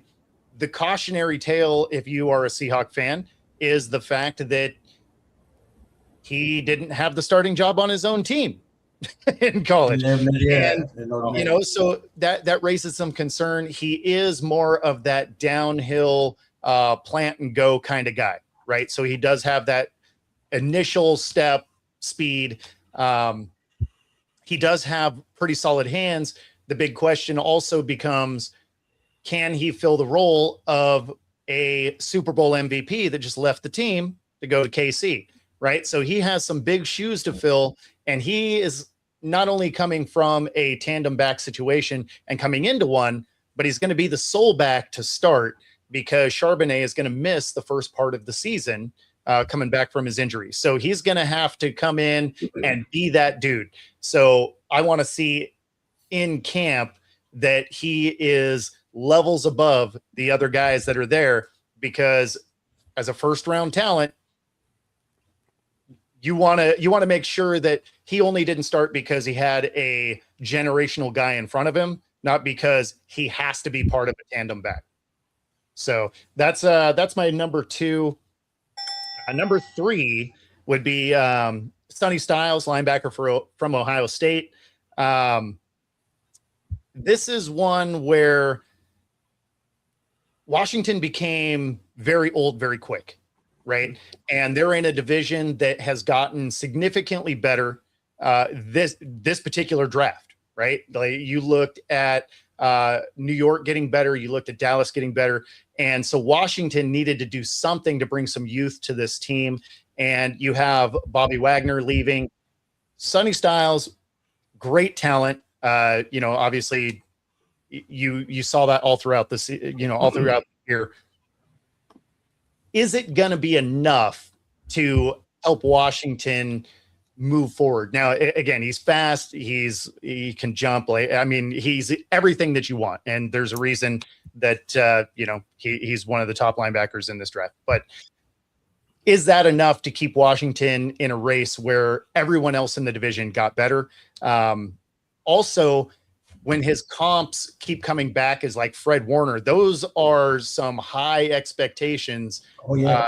He's going to have to come out and absolutely crush it, because anything short of that is going to be a huge disappointment when you have the hype train saying he's the next Fred Warner. So this one will this one will make Alan happy. For me, number 4 is the Cowboys defense as a whole, because they spent the entire draft doing nothing but getting everything on defense, which, let's be honest, they needed. They had the number 1 scoring offense and then the worst defense by a mile. You watched games where receivers were catching the ball and you thought it was like a combine day because there wasn't a single Cowboy in the screen. So the fact that they went and got Downs, they got 3 edge rushers and a corner, all within the first 4 rounds, right? So, they were absolutely loading up this defense, something they needed in the biggest way. With some of the questions that the Eagles have, that makes the Cowboys kind of right there for being able to take over that division. Giants are going to be interesting, not necessarily good, but they'll be interesting. But so number 4 for me is the collection of 5 players that they got on the defensive side of the ball. And then number 5 for me is Carson Beck. And some of that is because what is Arizona doing? They got Jacoby Brissett holding out. I think he's held out long enough at this point that he's probably not going to be on this team. Ooh. So then you're looking at this era's version of Ryan Fitzpatrick in Minshew, which means he's not going to start the whole year. So Carson Beck's going to get a real shot. They have, the number 1 running back on their team. They do have talent all over that roster. Where they don't have talent is the offensive line. And that's why this Carson Beck situation is going to be interesting, because when you watched him in college, although he was good at decision-making, he's a big guy, right? Like he's 6'5". Where his game falls short is under pressure. And if you don't have an offensive line, and they kind of don't in Arizona, under pressure is where he's going to spend a lot of time. So either he's going to overcome that part of his game, or it's going to get ugly in a hurry. So Carson Beck, that'll be my number 5 of just pure curiosity. we're going to get some pretty good looks at him here in the NFC West as he's going against 3 rough defenses for not having a good offensive line. But Bo, the Cardinals did say that Jacoby deserves more money. He deserves more money. Yeah. How much more money do the Cardinals think he deserves? Well, so here's the thing. Here's the thing with Brissett. Did he play noticeably better than the other competition in the room? Sure. Yeah. Okay. Did that equate to wins? No. Sure didn't. So I don't know how much more you're going to pay a guy that did he play better than everyone else? Sure. But you got 1 win out of the guy. So, I mean, how much do you really want to mess with that? You have Minshew in the room. Minshew's more fun to watch. It doesn't mean more wins. I mean, but all you have to do is eclipse 1. So it's not like the bar is set super high. So no, if you're the Cardinals, why would you pay him? Like there's no benefit to that. It's not like he was coming off a 10-win season that, he was doing work. Like he looked better in losing efforts. That's not wins. Like moral victories don't keep jobs in the NFL. The NFL is what have you done for me yesterday? It's not even like lately, like last year, like you lost 3 games, you might be gone. I mean, so it's a unique atmosphere in the NFL. So I don't know. I think Brissett found his way out of there, and Minshew is going to be fun for about 5 or 6 weeks. And then they're going to give, Carson as much rope as he can have. Yeah. Well, Carson Beck was one of the ones I was looking at because, that gauntlet that he's going to have to go through. I've watched multiple iterations of shows where they're debating on, wins and losses for the seasons. A lot of people do not have Arizona winning more than like 5 or 6 games. And to a degree, that is based around the fact that, based around exactly what you just said, Bo. They have the weapons all over the field except for the offensive line, which was like a sieve last season. So I'm excited to see exactly that. Carson Beck is one of mine on my list, or I had on my list. Now I'm going to take him off and replace him with somebody else. Thank you so much, Bo. But Vegas has Arizona 4.5. So I mean, the belief is not there. Go for the under, baby. Go for the under. Right? Yeah, I think I got him. Did you see the Cardinals schedule before their bye week? It is brutal. Oh yeah, completely brutal. They may not win a game before their bye week. I mean, 0-11. Just in the division, they have 6 losses cooked into the schedule. Forget it. And then they play Philadelphia, and they play. I think Dallas is in there someplace. They always beat us, Scott. They always beat us, no matter what. We could not beat this year. That's true, though. We could be the best team in the NFL. They could be the worst team in the NFL. We still lose to Arizona. I don't know how it happens. It just happens. They will go 1-16, and their win will be against Dallas. Absolutely. For sure. But Bo, you're being your eternal enemy and consummate rival. You're fired. The list was absolutely boring. We don't want to see.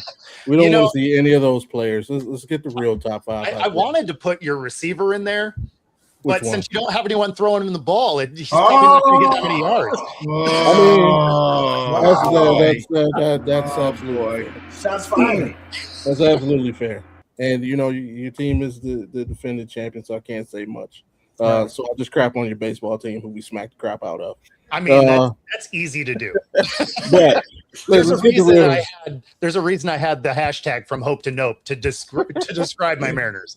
From hope to nope. That's a good one. Put some danger in the list, man. Put some danger in it. We want to see these guys. Let's put Baker Mayfield on the list. We want to see if earn that $100 million, $130 million that you're asking. Is this your 5, Bobby? Go ahead. Yeah, that's your 5. You gotta put some excitement in it. I wasn't going with existing players. I was going with rookies. Oh man, that's boring, man. Let's put Scatterball on that list. Okay. Let's see if you backflip. On the football field, you got 200-pound linebackers trying to murder you, and see if that knee is okay. Let's put your guy Sam Darnold on. Apparently, nobody believes in him, so let's see if he can do it for a third time. Who else? Let's put the guy you gave away. Super Bowl MVP, K9. Let's put him on that list. Andy Reid hasn't had a running back, I think, with his level of talent in quite some time. Let's see if he can turn him into a Shady McCoy. or a Brian Westbrook and get Kansas City back on the map. Let's put Micah Parsons on that list, bro. Oh, yeah, that's a good one. Are you healthy? Are you really going to do? Are you going to transform that Green Bay defense? Myles Garrett, you're on a winning team now, dude. What you going to do? Let's put some dangerous guys on that list. I like it. Yeah, let's lead off with some danger. Speaking of leading off, we got AP in the building. You got on a hat of a respectable team. Oh God, here goes 5 Cowboys right on the list. Some call God's team. Michael Irvin, Emmett Smith, Roy Aikman. Alan, you're 5 as we get it. Come on, Alan. Hold on. Let me hit the button. Who you think is going to deliver, man, for your most excited players to see this NFL season? So I'm going to start in Tennessee. Shout out to Mr. First Down. I'm going to go with Cam Ward to start out, see how he does. He's got new weapons coming in, upgraded offensive line a little bit. Defense, they added some pieces too. How will Tennessee fare this year? Do they play better? Are they still in the same spot they were last year? If not, if they are, that's kind of concerning if you're a Titans fan. I would like to see if they do improve this year, and if they do improve this year, I think it's going to be off the back of Cam Ward. So he'd definitely be up there. Looking up Jackson Dart. Let's go to the Giants. Why not? I sneakily actually like the Giants this year. I think, and I kind of want to see what Jackson Dart does in year 2. Now that he's going to have a full offseason and training camp as the starter, and how Scatabo as well. Is he going to stay healthy enough? Just the Giants as a whole, how they fare this year. I guess Patrick Mahomes, because obviously last year spent a majority of the year hurt. Is he going to be fully healthy and ready for week 1? Are they going to be slow out of the gate? Is Kenneth Walker going to have to carry a majority of the load for the beginning of the season? So that's going to be something to keep an eye on. Man, you know what? Why not? We'll go with the Cowboy. I'm going to say George Pickens. You're playing on a franchise. You're playing on a franchise tag. He said he said it doesn't bother him. His main goal is just to go out there and play. Yeah. Well, if you go up, show that you're one of the top receivers in the NFL. Hopefully Jerry doesn't put you on the franchise tag again. 2 times. I mean, go earn you some money, GP. Go earn you some money. And then last but not least, I'm actually going to go to Matthew Stafford. Phenomenal year last year. MVP caliber performance last year. They have the Super Bowl in SoFi this year. Can he have a repeat performance? He's got the team around him now, or not, even more of a team around him now that Myles Garrett is in there. Can they go back to back? Can they go win a Super Bowl in their own home stadium once again? Great list, Alan. I too am excited to see what goes on with Matthew Stafford. The thing is, we haven't heard much from Uncle Jerry, which is very strange, except for some reports that he had some really, really good things to say about not just Dak Prescott, but the contract situation, which is looming for previously said wide receiver, and that he does look forward to him being here and having a standout year. But with that standout year, that's just going to be one thing. We got to pay them boys, okay? We're going to have to pay him. We got CeeDee Lamb on one side. CeeDee Lamb got that check. I think we're going to have to pay that one too. But, I'm excited to look forward to what's going to happen in Dallas, as well as Bo mentioned on the defensive end, and as you talked about on the offensive end. Uncle Scott, I know you got your list together, brother. Who you got on there for that 5? Alan stole 2 of my guys off my list. So I'm going to redo it on the fly. Jeremiah Love's number 1. Number 3 draft pick. The owner wanted him in Arizona. They paid him. He's one of the top paid backs in the league. That offensive line may not lead him to success this year. Plus, you got the lingering James Conner in back of you and Tyler Algier. So there's a 3-headed monster in Arizona. So when Arizona is trailing in games, how much are we going to see of Jeremiah Love? Is it going to go to James Conner and Tyler Algier? or are they going to stay committed to Jeremiah Love and give him 20 carries a game? You know what it's going to be? Split backs, because one of them's going to have to block, so there's at least a hole. I know. Tyler Rozier's probably saying, why did I sign here? What's my agent doing to me? You're fired, buddy. See, but yeah, I mean, the owner wanted him. They drafted him. Of course, as a number 3 draft pick, you get slotted in with bigger money. Let's see what he does. I'd be really interested. I don't know if it's going to be like an Ashton Genty year where he gets hit in the backfield over and over again, or if he does excel and is worth the number 3 draft pick. So I'm interested to see that. Number 2 for me is A.J. Brown. You talked your way out of Philly. You got traded to New England. You were a fan of the Patriots growing up. You're back with Mike Vrabel again.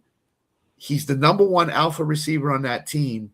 Let's see if Drake May can get him the ball 8, 9, 10 times a game. Or are they just going to spread it around to Dobbs and Holland and Boutte and Trevion Henderson in the backfield? Or is A.J. Brown going to be that alpha receiver that gets 150 targets and is all world like we know he can be? The one caveat I'll say on him, his knee.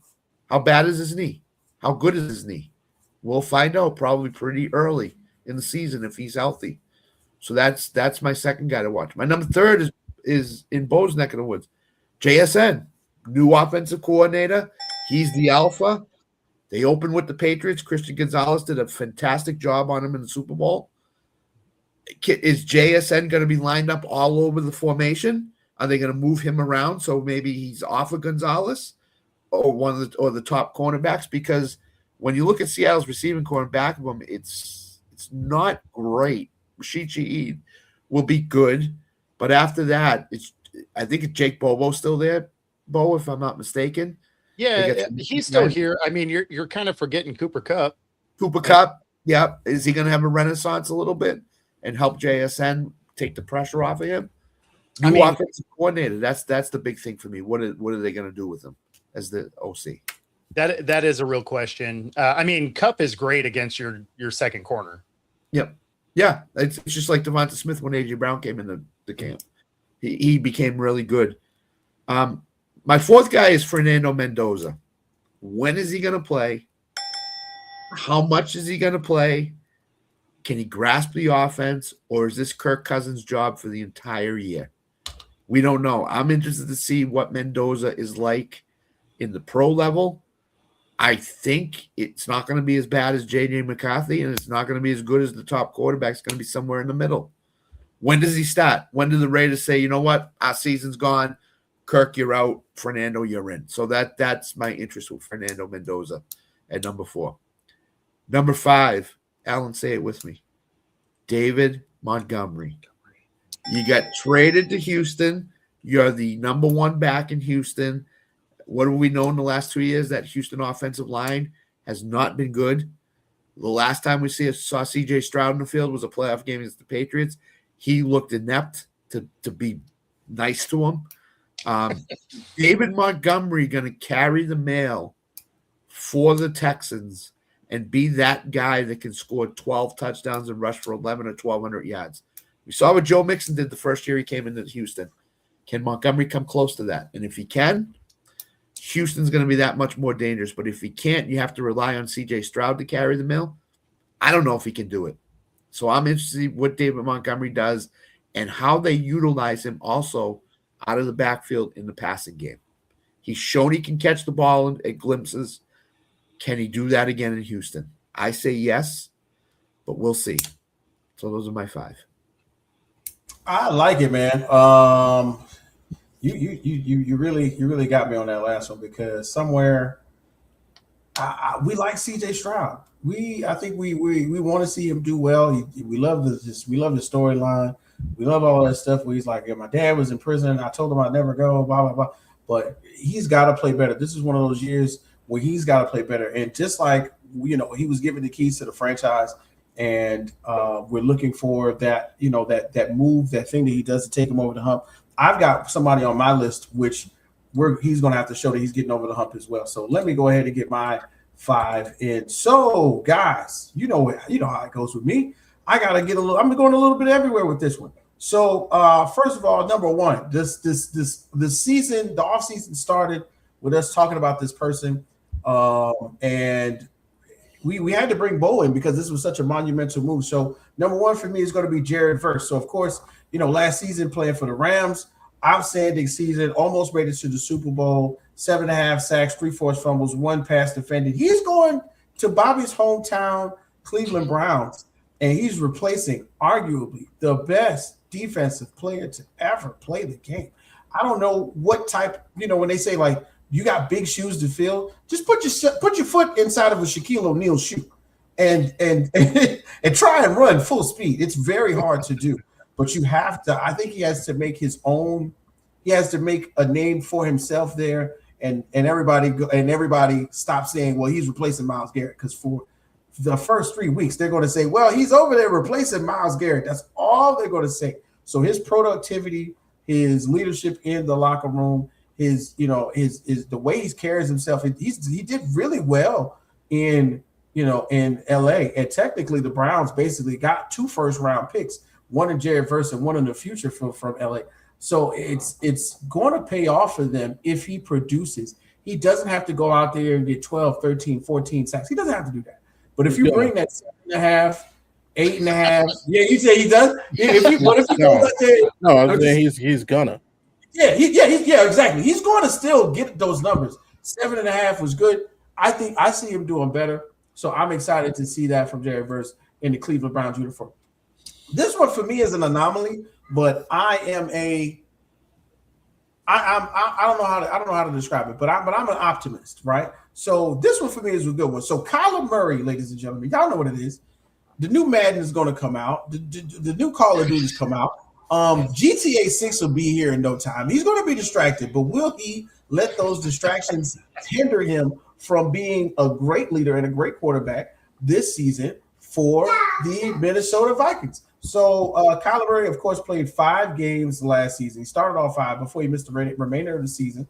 962 yards, 6 touchdowns, 3 interceptions, an 88.6 passer rating, blah, blah, blah, sacks taken, all that good stuff. But will that somehow, some way, hey, buddy, that's what happens when you do your show at home. But will he somehow find a way to do better in a Minnesota Vikings uniform? And I'm excited to figure out what he will do, because they're pretty much just handing the keys to him right now and saying, hey, look, there was a competition, but there ain't no competition. Put your stamp on the team and be a starter again. And I think sometimes the movement of quarterbacks helps, in some way, shape, or form, because they're not going to be bringing up all of that old stuff from Arizona. He gets to make a new name for himself in that Minnesota locker room. So I'm excited to see that. But my third is kind of like a 2-parter. Hi, Kenny. Okay. All right. So then you got my third one is like a 2-parter, because this person has already been in the locker room. He is the starting quarterback, but he's going to have a new best friend. And his new best friend is going to be his OC. So we're talking about Justin Herbert and the Chargers. So with Mike McDaniel being released from Miami and joining him, you kind of get like the Mad Hatter, if you will, of offensive coordinator. So right now, of course, Justin Herbert last season, really well, 3,727 yards, 66% completion percentage, 26 touchdowns, 13 interceptions, QBR 94.1, basically built in a lab, if you will. The prototypical quarterback, if you were to build one on Madden, would look very similar to Justin Herbert. He uses his legs, he uses his arm, but the play calling seemed as though it did not match the talent around him last season. Bring in Mike McDaniel, who doesn't have to worry about everything and all of the madness going around him in a Miami uniform in the Miami front office, and just let Mike McDaniel do the play call. Just let him call the plays. Hey, here goes the run here. Hey, and I was watching NFL films early this season. They do those replays of games. Mike McDaniel's on the sideline having a great time with the plays. He's like, hey man, you feel like running? Okay, we're gonna call you this one. Pop. And, there you go. And I think that type of energy in a space where you already got the unconventional wisdom of a John Harbaugh, any Harbaugh, I don't care which Harbaugh it is, it's unconventional. So when you put those two together, I think Justin Herbert is going to be set up for success this coming season, and I'm excited to see it. So number 4, it's one of those where it's coming home for me. It's coming home. So here in Jacksonville, we have a saying where we yell "Duval," and in the stadium here in Jacksonville, Trevor Lawrence is one of those guys where, to a degree, here you go, buddy. Go get a snack. To a degree, he can't do no wrong. Last season, 4,000 yards, 60% completion percentage, 29 touchdowns, interceptions. One of the plays that I got to witness, y'all. Me and my wife were in the stands, sitting next to strangers. We all became friends. Trevor Lawrence hits the ground, playing against Kansas City on a Monday night game, gets up, untouched, runs, and scores a touchdown. The most miraculous thing I've ever seen in person in my life. And it blew me that this is the guy that is going to lead this franchise to the future. And as they are rebuilding the site here in Jacksonville at what is it, the bank, if you will, Trevor Lawrence is at that point, just like C.J. Stroud, where you got to show us, because we're putting all this new stuff around you. You got to do it. There's no other excuses. We got the coordinator, you got the coach. I think it's looking like they're meshing well. Is this going to be the opportunity that you need to do well? Because what is it? Grant Udinski returns as the coordinator for the offense again. Engineering a record-setting 2025 season and established marks with 474 points scored in a total of 55 touchdowns altogether. So that's really good for an offensive coordinator and a quarterback pairing. And then last but not least, I got to go home. I got to talk about me a little bit. And when I talk about me, I'm talking about the Pittsburgh Steelers, okay? The Pittsburgh Steelers backfield is to be slated between Jalen Warren and from Carolina, Rico Dowdle. Now, last year, Rico Dowdle got 1,000 yards, 1,076 yards, 4.6 yards a carry. Out of nowhere, comes in and tells the Dallas Cowboy defense to put on your chin strap. And he meant it. I think for me, as a Steelers fan, that type of bravado has been missing. And I'm not saying that Jalen Warren can't bring it, but I like Jalen Warren on third downs. I like him as that scat back. We got him in a shotgun. We're going to let him do a little out route, and then, hey, we're going to dink it to you, and then you're going to make somebody miss. We're going to get 5 yards. But I don't necessarily like Jalen Warren as the every down back in situations where, we're in the eye, we're in the power eye. We got the 12 for me. We got the 12 out there, so we got 2 tight ends. I don't necessarily like him that way because it didn't help the aging Aaron Rodgers last season just to run back there and hand him the ball and then expect magically 5 or 6 yards from a smaller diminutive back. Rico Dowdle is going to bring his lunch pail. He's a little bit bigger. Maybe this is what Aaron Rodgers needs to extend his life force just a little longer. And that's why I want to see it. And that's why he's my 5th guy on my list. So I think we've got a pretty good 5 for everybody. Hi, Kenny. Say hi. Say hi, Kenny. Say hi. Okay. There we go. You forgot the biggest storyline of the season, though, Whit. What's that? The biggest storyline is Jaden Daniels' mom finally gonna let the boy date Juju Watkins. Oh no, that's no. Like Mama don't like it. Mama don't like it. I don't know what it is. If your mama don't like it, bro, you gotta listen. Quarterback season 3. We see Juju at the games. We see come on, Mama Daniels, quit blocking. I mean, Mom, really not dating her. Hey, Juju, do you want to go out for dinner tonight? Exactly. It's all right. Her focus is gonna, switch over to Ayuk anyway. So, As soon as Ayuk gets there, that's somebody we did bring up. We did not bring up Brandon Ayuk and his mysterious way of finding his way out of the 49ers camp and then making friends with new quarterbacks. That is interesting. I can't lie. I mean, but it's not going to be fun to watch because he's not even doing the stuff to get himself off that team. So there's not going to be much to watch. Right. I don't know what his plan is. I don't know how. I don't know who said, "Yeah, man, go out there and embarrass yourself." Go ahead. Brandon, sit at home. We'll pay. Don't worry. Sit at home. Right? Get some better friends that are like, "Hey, man, you might be messing up." Right. Yes. This is my John Lynch showed up to your house, bro. I don't know if you want him to come back. You know, since you brought up Kyler, though, here's I gave a video to you that will make it even more interesting to watch this, because the relationship between him and JJ doesn't look like it's awesome.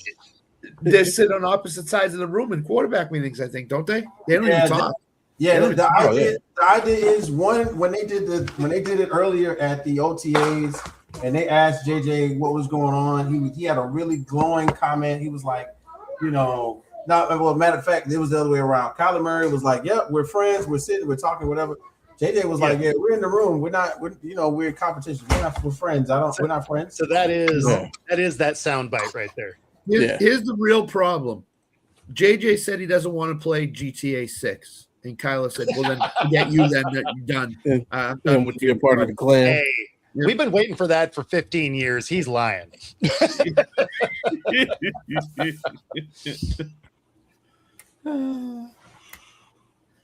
Okay, so as things are happening in my house, give me just 1 second. Oh, by the way, I want to bring something up. Just saw this come across. The Giants have announced that Malik Neighbors is not expected to start the season on the PUP list. So more than likely he's going to be ready to go. I'm not sure by week 1, but he's going to be practicing at the very least in training camp. So yeah, none of us put Malik Neighbors on that list. It's kind of odd. I'm surprised nobody said Tua either in Atlanta. Yeah, no, they had Tua. Tua was going to be on my list as well. But hey, I thought that was a good one. Once again, Bo, you brought the flavor like you always do. Where can we catch you in and around? Yeah, I'm sorry, things are happening. Where can we catch you in and around your circumference of sports, your sports world from coast to coast? Yeah, so I mean, if you're here in the Northwest, obviously you see me at Storm games. I'll be at the Torchlight Parade this weekend. I'm going to be a guest coach for Julio Rodriguez's baseball camp. So, pretty much if you're around, I'm probably going to be around there somewhere too. Obviously, if you are not in the Pacific Northwest, you can find me on my YouTube channel at Football-Talk and all the socials, Football Talk with Bo. Bo, is it true the rumor I heard you're giving away free tickets to the studio audience at Coast to Coast? Oh man, if I had a bigger studio, I would absolutely do that. So studio audiences are actually a ton of fun. Because when I do the Thursday Night Football Sports Bar series, I actually do that show in front of the live bar. And it is hilarious. It's probably the best way to put it. Because you never really know. Not only do you not know what's going to happen on your show with the guests that you have, but you really don't know what's going to happen with everybody getting sauced up in front of you. I mean, you're generally pretty safe at the beginning of the show, but it's an hour-long show. And once you start landing on people's teams, as you go through all of your pick'ems, sometimes those people feel a certain type of way about you burying the Browns or something. And yeah, I'm pretty sure that average, by that second shot of tequila, say one more thing about the Philadelphia Eagles, Bo. Say one more thing. Yeah, come on, Bo. Just say it. Go ahead. That's what they're doing. They're like, talk about the Washington Commanders one more time. Thank God you do that show in Seattle and not Philly. Right. My co-host is a guy from Philly. So So my daily show is the Philly Sports Guy, and that's right, Pags. That's right.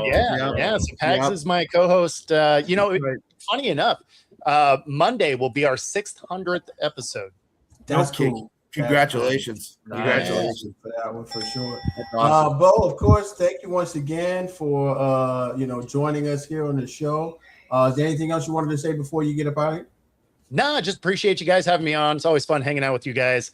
And also kind of fun not being, one of the producers. I just get to come in and talk sports and then kick rocks, right? So it's always fun hanging out with you guys. Appreciate it again.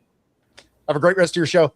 Okay, always welcome. Wait, before you go, Bo, I just want you to know one thing. We have to figure out a 20 on Jay. So where's Jay, ladies and gentlemen? We don't know. He is traversing the landscape of America, meeting sports fans from place to place. Currently, Jay is apparently. Let me check the location. He gives me his location from time to time. He's in Dallas.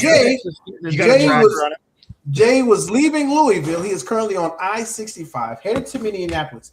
And as we like to do here on the Rec Room Sports Radio Show, we like to give you a little fact about something. So I was going to talk about the Louisville Slugger factory lineage and the iconic Hillerich Brasby Company that's been crafting Louisville Slugger baseball bats since the 1880s. But let's talk about Paisley Park. So Paisley Park is a state-of-the-art, or has a state-of-the-art recording studio, massive sound stages, including editing suites, rehearsal spaces, private living quarters, and in its exterior is famous for its sleek white windowless industrial design, accented by a glowing pyramid skylight that would light up in purple whenever Prince was inside and recording. So, of course, if Jay is on the move, Jay's going to make some friends wherever he's at. So, once again, big shouts out to Jay out there on I-65.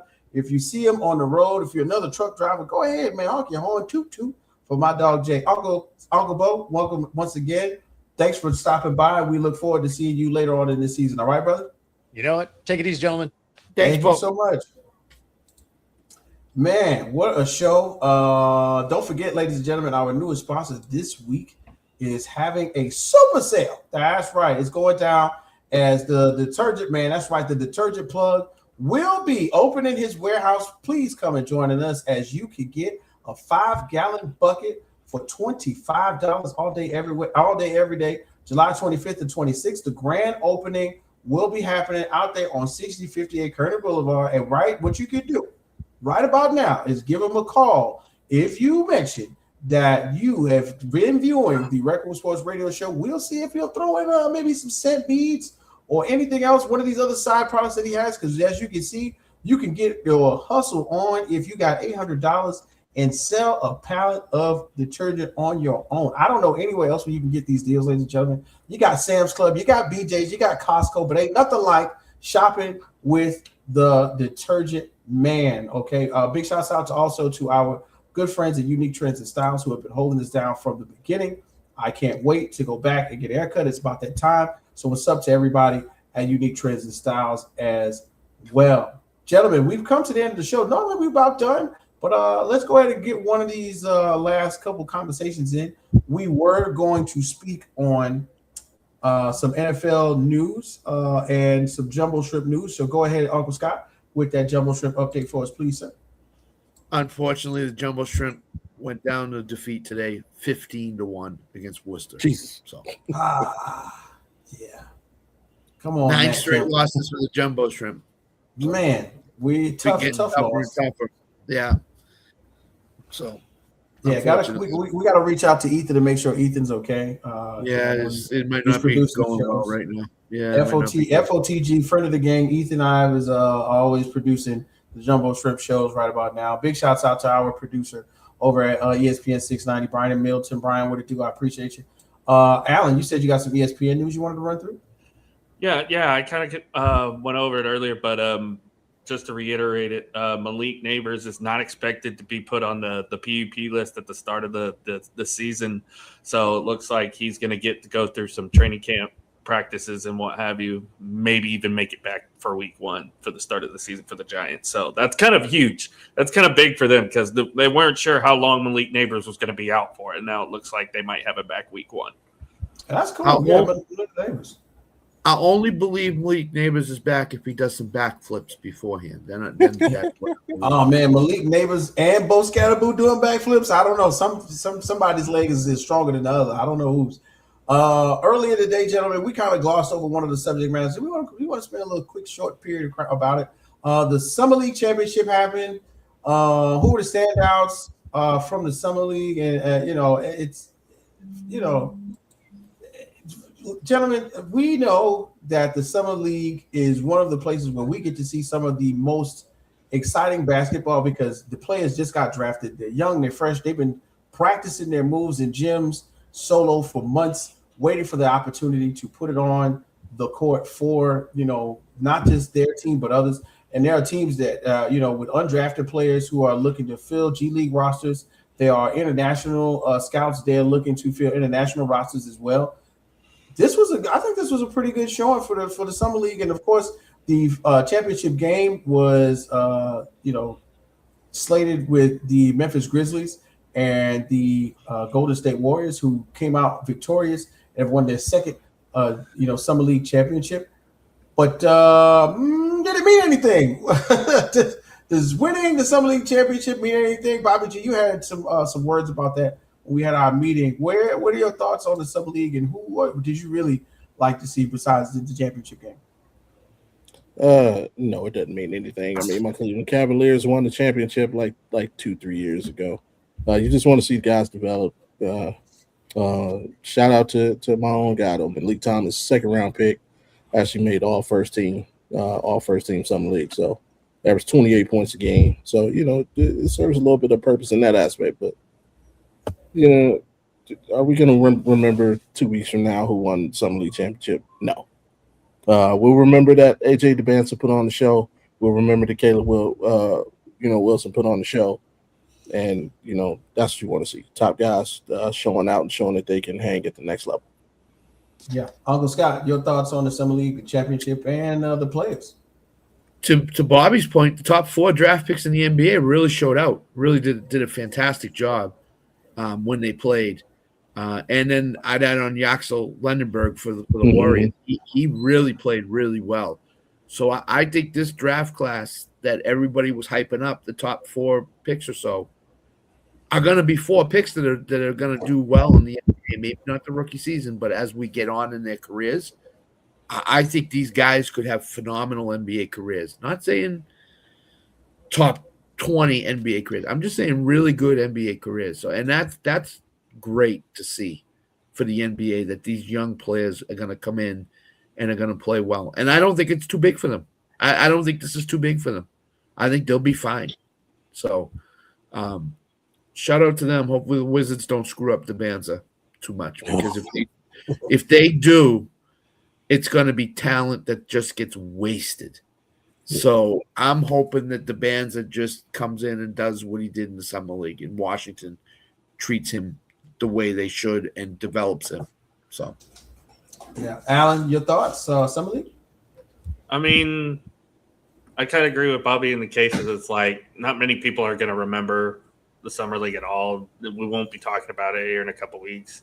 It's kind of equivalent to the NFL preseason in a way. You're just kind of there to watch some of these guys, especially the top picks in the league, see how they perform, see how they do in game time situations. And like Scott said, they performed very well, especially the top guys that were taken. It was fun to watch those guys. So overall, pretty solid outing. And I agree with you, Scott. I really hope Washington doesn't screw this up, because it's just it's just more and more disappointing. We talk about the Angels being one of the worst organizations in professional sports. The Washington Wizards might be up there too. It is bad that we talk about Washington and not screwing up DeBanza. It's really that's the one overriding factor of this year's draft. Washington, don't screw it up. Let him develop. So, and by the way, November 10th is the Golden State Warriors banner hanging of the Summer League Championship, just so you guys know. Are you serious? Hanging a banner? No, I'm kidding. Remember the Lakers hung up the midseason banner? Oh yeah. Tournament, yeah, that's different. Yeah, but not the Summer League. In their practice facility, not right. not in the arena. On the good close, though, hey, shout out to the stars and makers and producers of the Odyssey, man. $264 million opening weekend versus $250 million budget. Ooh. So, yeah, they killed it. Yeah, the Odyssey is one of those ones where you got to watch it, but you got to be ready for that 3 hours. It's 3 hours, ladies and gentlemen, okay? If you yes, it is. It's a solid 3. And if you didn't read the book, you're going to be a little lost, because they change it up a little bit. In high school, you got to, like middle school or high school, you got to read the Odyssey at least twice. It's going to happen. Spider-Man next week. Yeah, Spider-Man next week. Mm-hmm. But then, of course, for me, I'm going to say it like this, right? Summer League, I got an opportunity to lay my eyes on some of the players.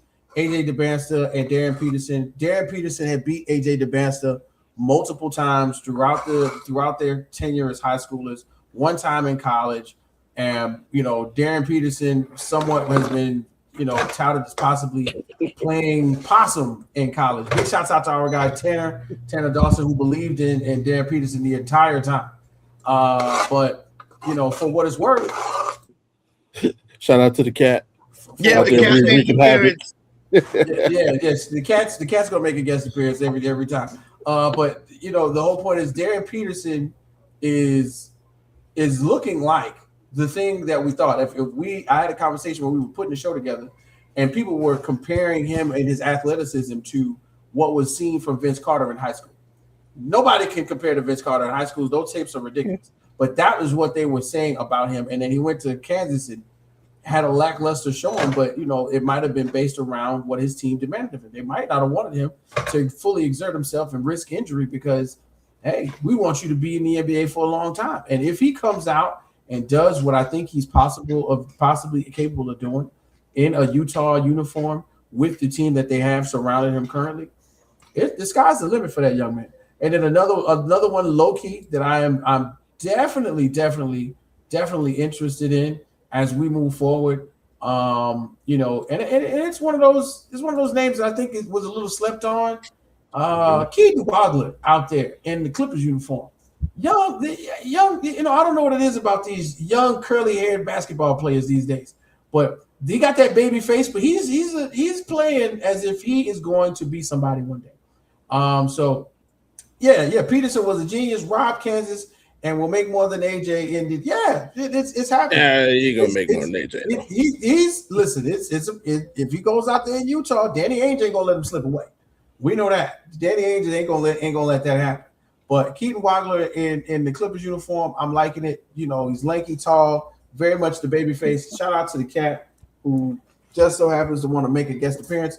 But yeah, I'm interested in seeing it. So as we get to the end of the show, fellas, so much is going on that we've got a chance to cover. But as we get to the end of the show, we get a little different. So the WNBA is, pretty much taking the world by storm. We've talked about it on multiple occasions, but some comments were made about Angel Reese, and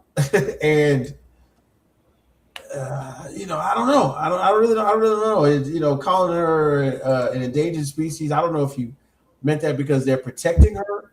I don't know if you meant that because you just weren't thinking about your word choices. But hey, we gotta be careful because Caitlin Clark goes out there and scores 45. 2 weeks later, she's getting her head taken off by Alyssa Thomas. Okay, and whether these young women are coming in with the bravado of being stars because they were paid like stars in college. Okay, they made themselves stars with the platforms that they built themselves on social media, and then they're coming into these leagues playing against these grizzled veteran women who have gone from country to country, demolishing women in other countries to make money, and then you gonna let this little girl come out here and talk about me or talk to me any kind of way? I don't know if y'all know anything about that auntie power that comes from either white aunts, black aunts, Hispanic aunts. Doesn't matter. When that energy comes on and they think they can beat you. You know how it is. If you everybody's got that. You got that one aunt who thinks when you're a little boy that they're your mama and they can beat you too. You know what I mean? That is what we're getting a lot of in the WNBA currently. So I just want everybody to keep in a nutshell that this also is competition, but let's not take it out. Let's not take it outside of competition. You still got to watch yourself just a little bit, especially around, you mind your manners around seniors and older women and older ladies. It's the same thing in the WNBA. Watch your mouth. Okay, I know you just shot that three. Okay, I know you just came real hard off that screen, but watch your mouth. Okay, because I'll take your head off, little girl. Okay, that is what they are doing in the WNBA currently, and I love it. I love the competition. I love the fact that they are able to express themselves freely on the basketball court, not just with their play, but with their words and their actions in and around the community politically. Like they're really not handcuffing them, but at the same time, there are other people that are listening to you, bro, and they don't. Sometimes they don't like it. And they are taking it out on these young players, day by day. But the competition level is up. The viewership is up. And I can't wait to watch more women's sports Big shouts out to FOTG, that's right, friend of the game, Mia O'Brien, for putting us on and making sure we're aware of what was going on in the W right now. Bobby G, man, your thoughts on these last couple of women in sports and things like that we've been, peeping on? Hey, keep it up, man. It's just bringing attention to the game and keep elevating. That's all, man. Keep doing y'all. For sure. Uncle Scott, you look like you got a thought about that too, right? Yeah, they're doing what I've known for years, is that women are as talented as men are in a lot of cases. So the women in the WNBA are doing a fantastic job at bringing women's sports to the forefront, along with women's college sports too. Yeah. They're all banded together and said, "This is our time. We're gonna do what we can to get us to the forefront." So kudos to them. Keep it up. Right. And then AP, what you got? One day at a time, right? One day at a time. Just continue to build and grow what you got, because it keeps going in this trajectory. It's just going to get bigger and bigger. That's right, and it is growing exponentially. Trust me, we will be there, keeping our eye on the game. And this is what we do when we get to the end of the show. We enjoy talking to you and bringing you a slice of life. Bobby G, you gonna close it out for us? What you got? What, man? Man, you know what? A lot's been made of these comments made by the Toronto Temple's head coach towards Angel Reese with the protected species comment. And these are opportunities not only to shine a light on something that is inappropriate, and you definitely want to watch the things that you say to and about people. Obviously, the Temple's coach she's from Australia, so she's not familiar with a lot of the goings on, a lot of the history of our country and how certain words can affect certain people. But I just want to say, as quick as we are to point out the wrongdoing or expect justice, or results and something to be done. Obviously, she was suspended for a game. Let's also not forget that it's also a chance to educate on why these things shouldn't be done, why these things are harmful, why they are frowned upon. And that's just as important as wanting the issues to be handled swiftly and justly. Let's not forget to educate, man. The reason why saying something is bad is because in the high social hierarchy of our country, Black women are usually on the bottom of that totem pole. It's something women in general are down, but Black women are usually at the very bottom of that. Over the last few years, there's been a movement to protect Black women going on in America, and it's just making a certain group of people an afterthought in this country. That's why certain things are harmful. So again, just as much as we want to punish, as much as we want things done, we want things to change can only come with education. Let's not forget to educate. So we want to highlight that just as much as we want to highlight the punishment. So yeah, for sure, man. Bobby G, you said it right. Not much else we can say about that. When it comes to, the sensitivity about the subject matter, you gotta know that, yeah, we rubbing them the wrong way. So they're gonna say some things, and but I'm sure that now that the W has stepped in, she will be better informed about her choice of words going forward, because words hurt, but actions after the words are what we're looking forward to. Guys, real quick, just want to throw this in there. I want to say something real quick. We do this show. We love doing this show. We do it for nothing. We put our effort into, supporting those who support us. So big shouts out to Unique Trends and Styles. Big shouts out to the Detergent Man, who's, don't forget, he will have his grand opening super sale this weekend. Here goes the post right here. Make sure you check him out. $25 for the 5-gallon buckets. But long story, we don't get anything from this, but we do this because we love it, and that includes myself. what I did was the other day at my job, I work at a credit union here in Jacksonville. A gentleman was, coming in. He's not a member at our credit union. He was coming in asking questions. He wanted to cash a check, and somewhere in there, he's looking at the screen. He's like, "Wow, I didn't know that Jacksonville had a women's basketball team. What's that? It's the Waves." And then one of my coworkers goes, "Yeah, that guy back there, he does a sports show. He talked to the people from the Wave the other day." And he comes up to me and he goes, "Wow, I didn't know." And I tell him about him. I tell him I talked to Coach Jess. Tell him to talk to Mia O'Brien. Blah blah blah. Would you like to go to a game? The guy said, "Yeah, I want to go to a game." Yeah, I'd love to go. When is it? Is it how do I go? Do I got to buy tickets? I said, "No. You know what you do? Do me a favor. Pull out your phone. Subscribe to Rec Room Sports on YouTube. Do us a favor. Go to Instagram. Hit the button. Like a couple things, man. Give me information. I'll send you the tickets." He said, "Man, I got three granddaughters who would love to go with me to the game. My sister used to play basketball. She lives in Indiana. She's going to be so jealous. Oh, my God, I can't believe it. Are you really going to send me the tickets?" I said, "Yeah, no problem." I made him a nice email, attached the document, told him when the game was. Guess what, man? He had a ball at that game. He sent me pictures, him and his grandkids.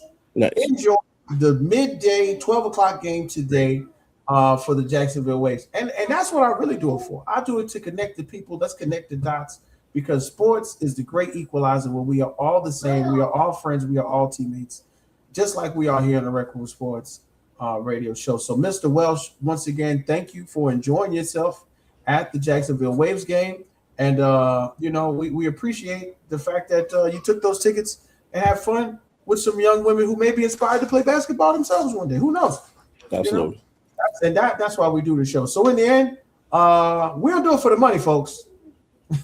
Don't get me wrong, pay me eventually, but we don't do it for the money. You know what I'm saying? So big shouts out to everybody who tuned in. Big shouts out to Uncle Bo Crouch today from Coast to Coast Sports, Bobby G from Audible Sports Podcast, where Life of Sportsman coaching.